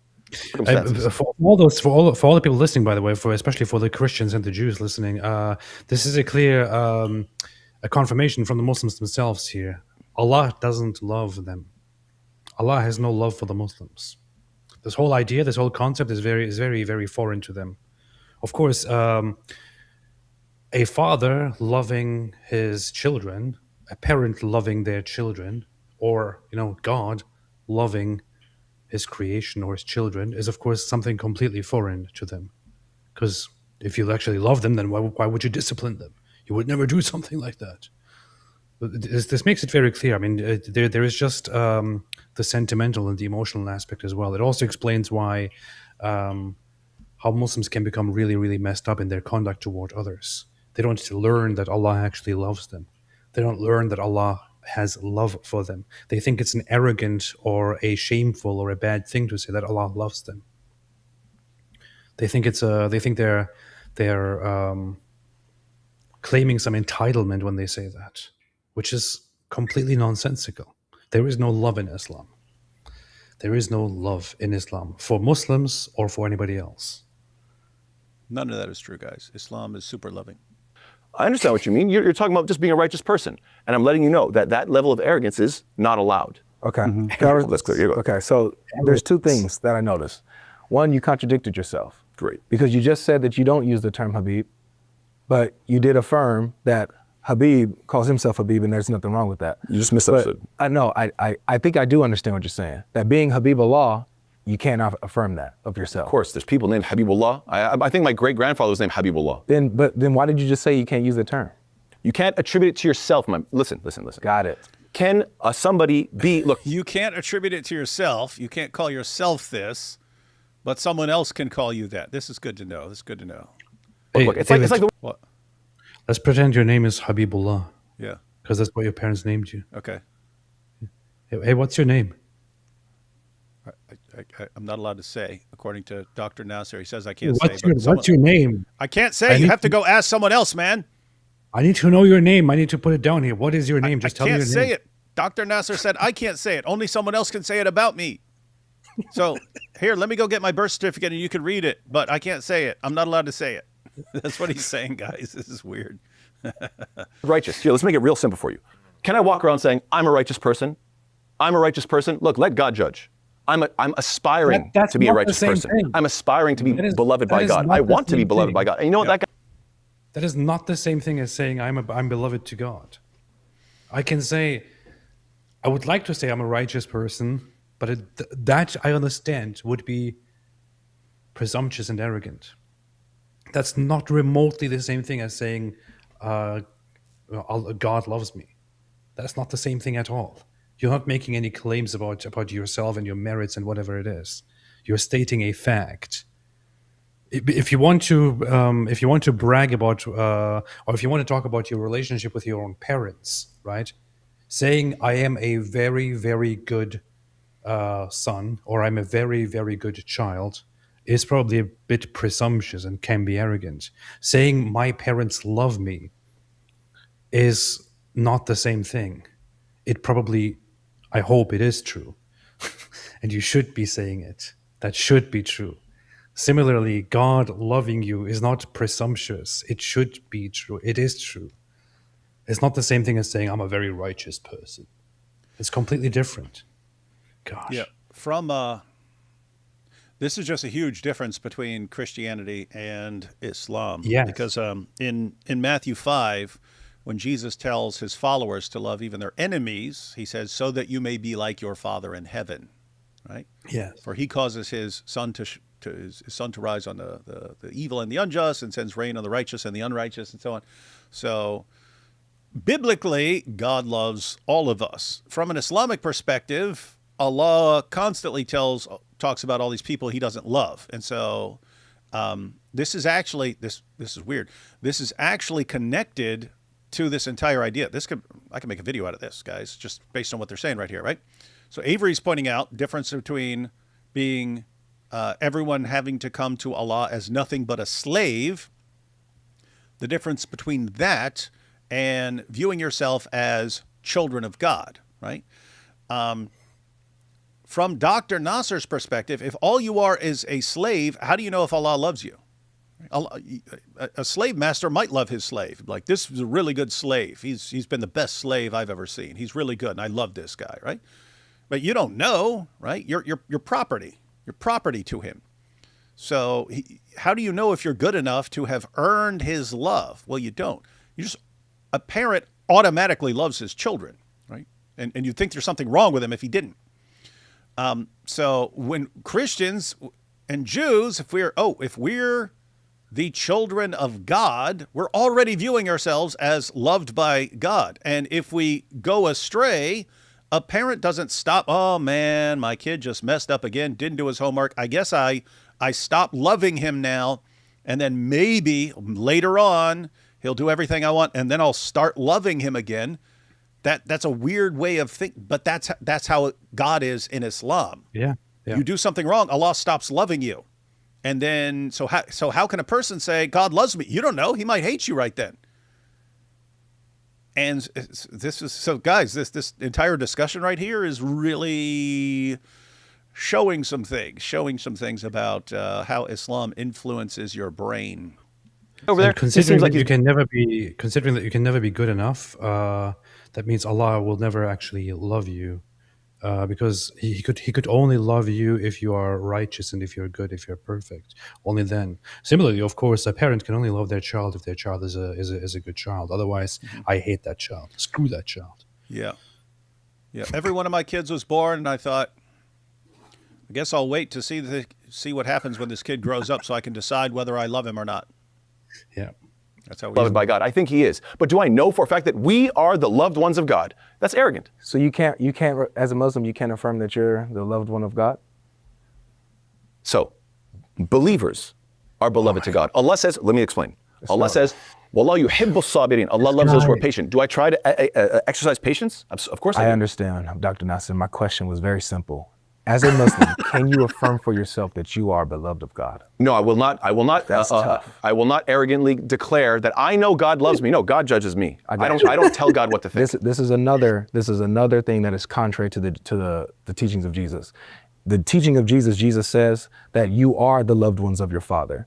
just like he takes care of the birds, just like he dresses the lilies, how much more are you worth to him than these? Jesus says that those of us who are believers, those of us who are in the kingdom, we are beloved of God. This is another contrary thing with Muslim theology and Christ's theology. It's completely opposite. That's number one. And guys, big point right there, right? Thank you. Avery just pointed out, hey, our topic here is whether Jesus was a Muslim. What you just said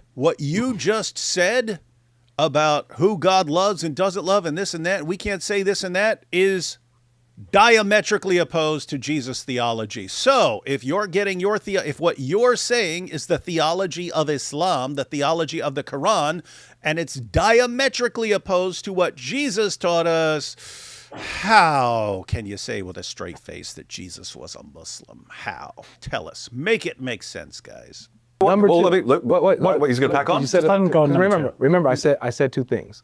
It's adding to the point. Sure. Number two, you said that that this term of father and these other terms are basically removed because people misused them. They attributed them to false things, false worship, and so that's why Allah took the initiative to remove these terminologies from the theology, basically. Correct? So, AP, you missed it, and I'm wondering where Avery's going with this, but he's saying, you're saying that Allah was at one point okay with these terms like father and so on, but then he saw it cause problems. There are multiple directions you could go with this. I would just say, well, didn't Allah know that they were going to cause problems, so why did he allow them to begin with? That's where I'd go. Let's see. To correct them. Right? Okay. So now this is where I think that you messed up here as well. Ooh. Because in chapter 5, it's a reminder. I think it's verse number 73 or 72, if I'm not mistaken.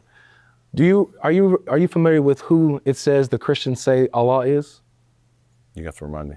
It says that the Christians, it doesn't say Christians specifically, but it says those who say that the Messiah is Allah. Yeah, so they were referring to the Messiah as Allah. Is that an incorrect or correct way to use the term Allah? To call Allah to call Messiah to call the Messiah Obviously Allah. No, we don't call So Messiah. then why do you still use the term Allah if it was being misused by the Christians or the people calling the Messiah Allah? This is why I should have responded to the first point. What was the first point? Are you No, serious? I'm That's dead the serious. question? You don't have a response right now. You're stalling. Can you respond to what I just said? Why is it the case?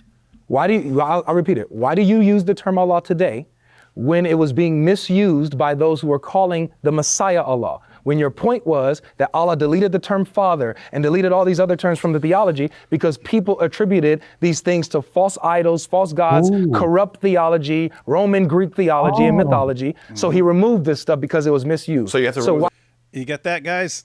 That's I wouldn't have thought of that in like 1,000 years.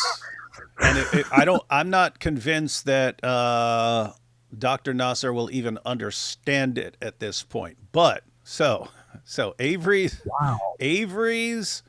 point was, so since Dr. Nasser believes that at one point you could call Allah Father, but people started misusing the term Father, therefore he abrogated using that because it had been corrupted by people misusing the term Father. So then he said, we have to do away with this term Father. And Avery brings up Surah 5, verse 72, which condemns Christians for calling the Messiah Allah.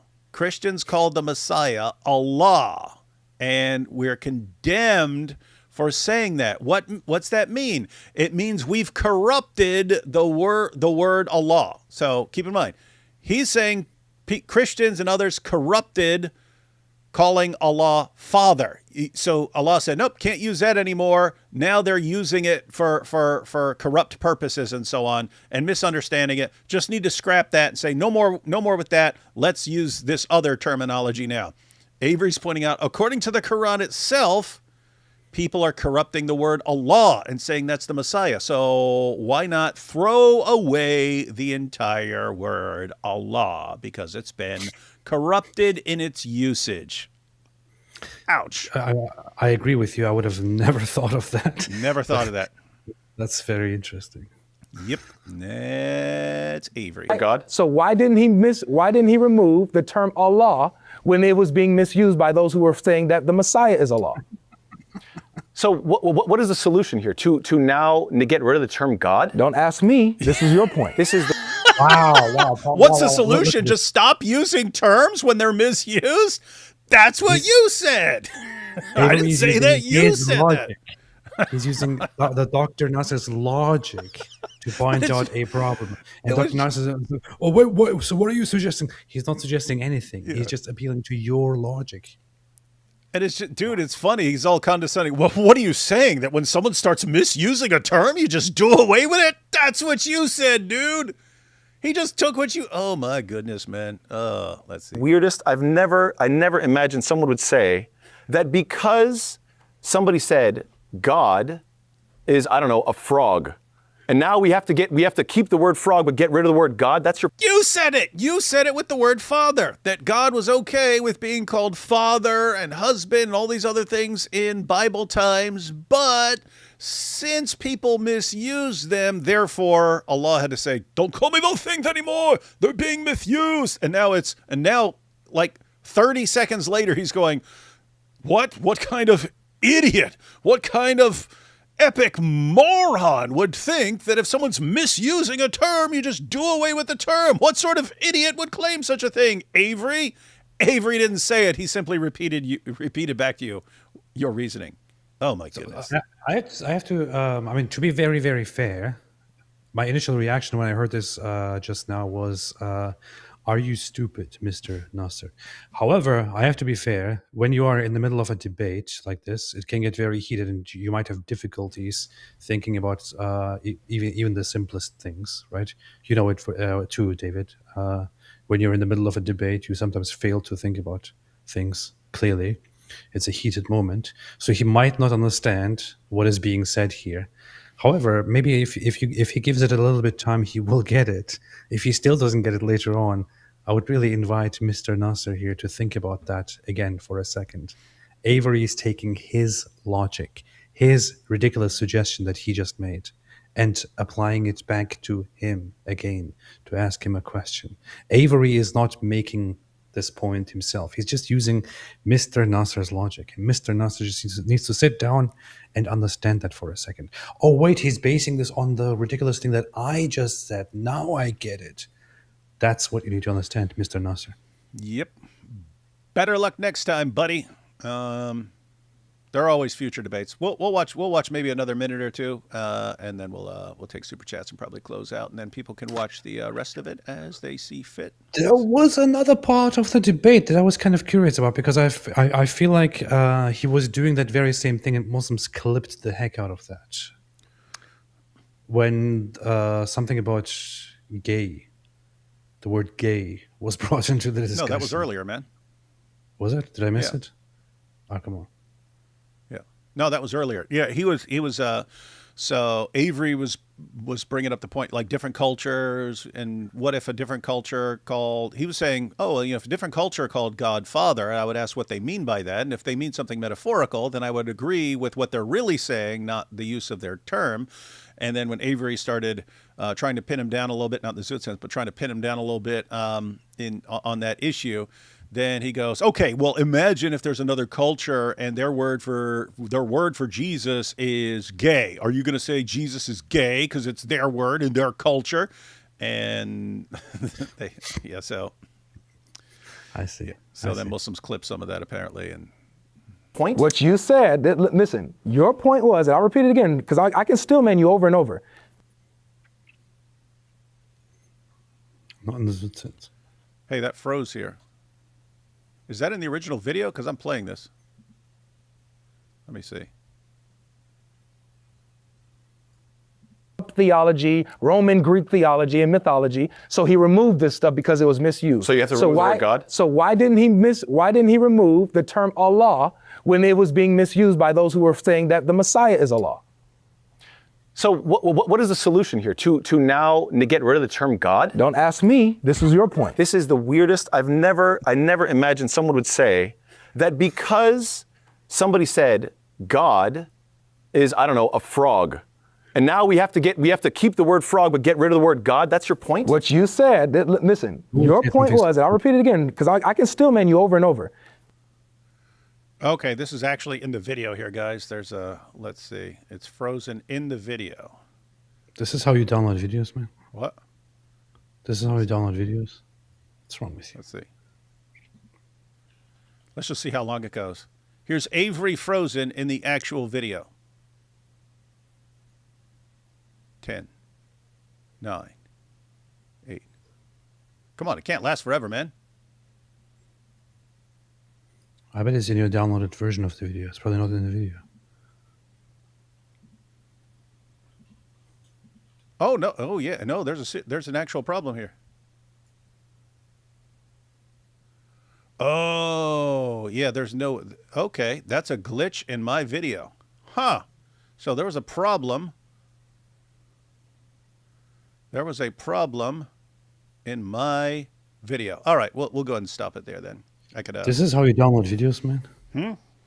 This is how you download your videos. Hang on. I want to see if that's a problem. I want to see if that's a problem in Ecamm or in my video. This is the technology that you rely on in 21st century. No, that's not the No, it's not in my video, man. That's in Ecamm. That's never happened, dude. That's never happened. Hang on. Now you blame Ecamm. Sure. Now you want to blame a multi-million-dollar company. Huh. That has never happened before, man.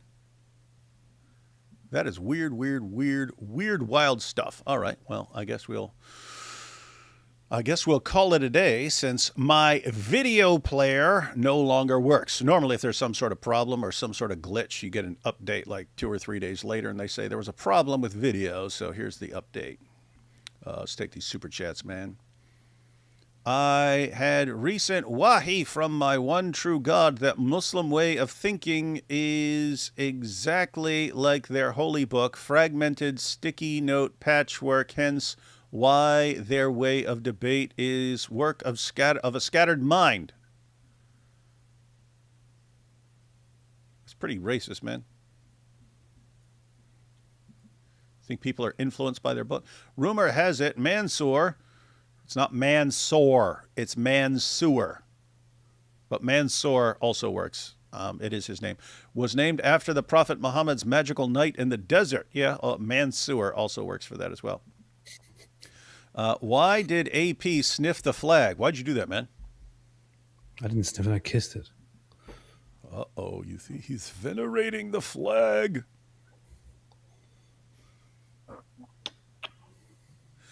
That's way better than what Subhor did. I don't remember if you saw it, but it was his show with Muhammad Hijab, and when he tapped Muhammad Hijab on the leg to tell him to shut up because he's going too far, he then tasted his hand. It was extremely creepy. I saw that. Yeah, it was extremely weird and creepy. My favorite thing about these debates, the Christian deals with the dumb arguments with patience, but the Muslim starts crying to the mediator, thanks to the last guy. I can't remember the proper word for this. Moderator. Mediator can work. You're kind of mediator there. But, yeah. Surah 5:18 rejects humans being children of God. Well, not according to Dr. Nasser. It sounded like he freaked out when Avery pointed that out. Jesus used the term father in multiple ways. Some the Pharisees agreed with, others they picked up stones to stone him. Obviously, they did not agree. Yeah. Allah never forbade being called a rock. The Rockites. Yeah. Where did Allah say, you will no longer call me a rock? So it hasn't been abrogated. Or maybe granites is better. The granites instead of the Rockites, the granites. Allah didn't forbid calling him a gay flamingo. That's true. He never said that. Show me that, guys. Show me chapter and verse where Allah said don't call him a gay flamingo. This debate was unbearable. Dude acted like a baby. Yeah. Raymond Ibrahim's channel is being shadow banned on YouTube. Please give a shout out for his channel. Hey, shout out to Raymond Ibrahim's channel. Everyone go check it out. Everyone go check out Raymond Ibrahim's channel. Raymond Ibrahim. That he makes videos on a lot of stuff that gets overlooked by apologists and polemicists and so on. Covers a lot of awesome historical stuff. In fact, that's That's the direction my son wants to go in. And when he was asking which direction, hey, what should I cover? I was like, the stuff Raymond Ibrahim's doing is really important, and there's not enough people doing it. So, hey, it's Nordine. I thought I blocked you. You said we will run experiment, and if it doesn't work, then it's a spiritual issue. Do you still hold that view? When will the experiment start? I don't remember what you're talking about, and I genuinely do not care about turning every subject into demons. Let's get Allah on the Maury show. Then we can find out if he is the father. That might be a screenshot that, because that might be a funny skit at some point. Is Allah the father? Do the whole thing as a talk show. Like DNA results and stuff. Muslims are ruled by their emotions. That's why they can't understand God's love. God does what is best for a person no matter how much they displease him. If punishment is what they need, punishment is what they'll get. Yeah, that's generally how parenting works. Hey, Sarah. Sarah says, Allah constantly threatens with hell while Yahweh doesn't find pleasure in the destruction of the wicked. Then the more Nasser has to explain, the more he loses. Yep, he certainly loves to lose, apparently. And with that said, he is more well-spoken and more intelligent than lots of Dawa guys. What you find, though, is that his responses don't get any better. And that's interesting. But like to see him debate more. See what happens. Soon AP is going to start complaining that he needs to buy an AC unit so he doesn't fry. Shaking my head. These otters, they never leer. That's a good point. And YouTube didn't let me insult a certain country. He wanted to insult a certain country. I don't know what country that would be. Which country? Hope it's not the people of Turkey who keep getting slow roasted. All right, guys. So we were going to watch a little bit more of that. We did have to cut off some point here pretty soon because I have a live stream with Hatun at 8 p.m. But Ekem apparently made that decision for us. He said, "You will not continue this." What is your obsession with Turks? You keep going live with Turks. Well, kind of show people how bad they are. You know what I mean? Like, you have lots of people who've never encountered a Turk, and they hear people saying, hey, you know, these Turks, they're like the worst people. They're the dumbest. They're slobs. They suck at everything, but they're huge egomaniacs and think they're the best at everything, and everyone's supposed to serve them. People hear that, but they're like, well, I've never met a Turk. How do I know you people aren't misrepresenting them? So you got to have a Turk on periodically. So they're like, oh, everything I heard about Turks is 100% true. That makes sense. Absolutely. Absolutely. All right, AP. Final thoughts on any of this stuff? Just sitting there thinking, oh man, they got some guy I'm not familiar with who's smart and well spoken and very well educated. Man, maybe we're gonna get some powerful dawah for once. Maybe some powerful dawah, and it's the same old stupid dawah. I would say that the conclusion of all of this is that it is not appropriate to call Allah. That's true. They need to drop that word because it's been misused. Even according to the Quran itself, it's been misused. Yeah. That's a good point.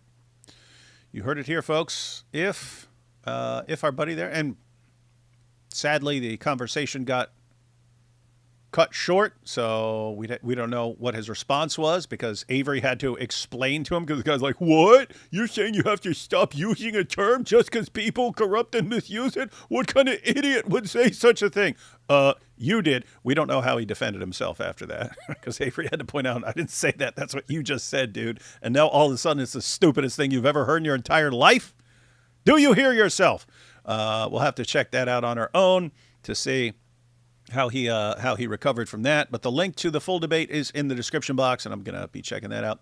And we had James here. Even if Jesus' name was gay in Chinese, the grammatically correct complete sentence would be gay means Jesus in Chinese, not Jesus is gay. Yeah. All right, everyone. Thanks for watching. Be live at 8 p.m. Eastern Time over on Hatun's channel. It'll be very, very awesome and based. Allegedly. Yep. All right. Catch y'all next time.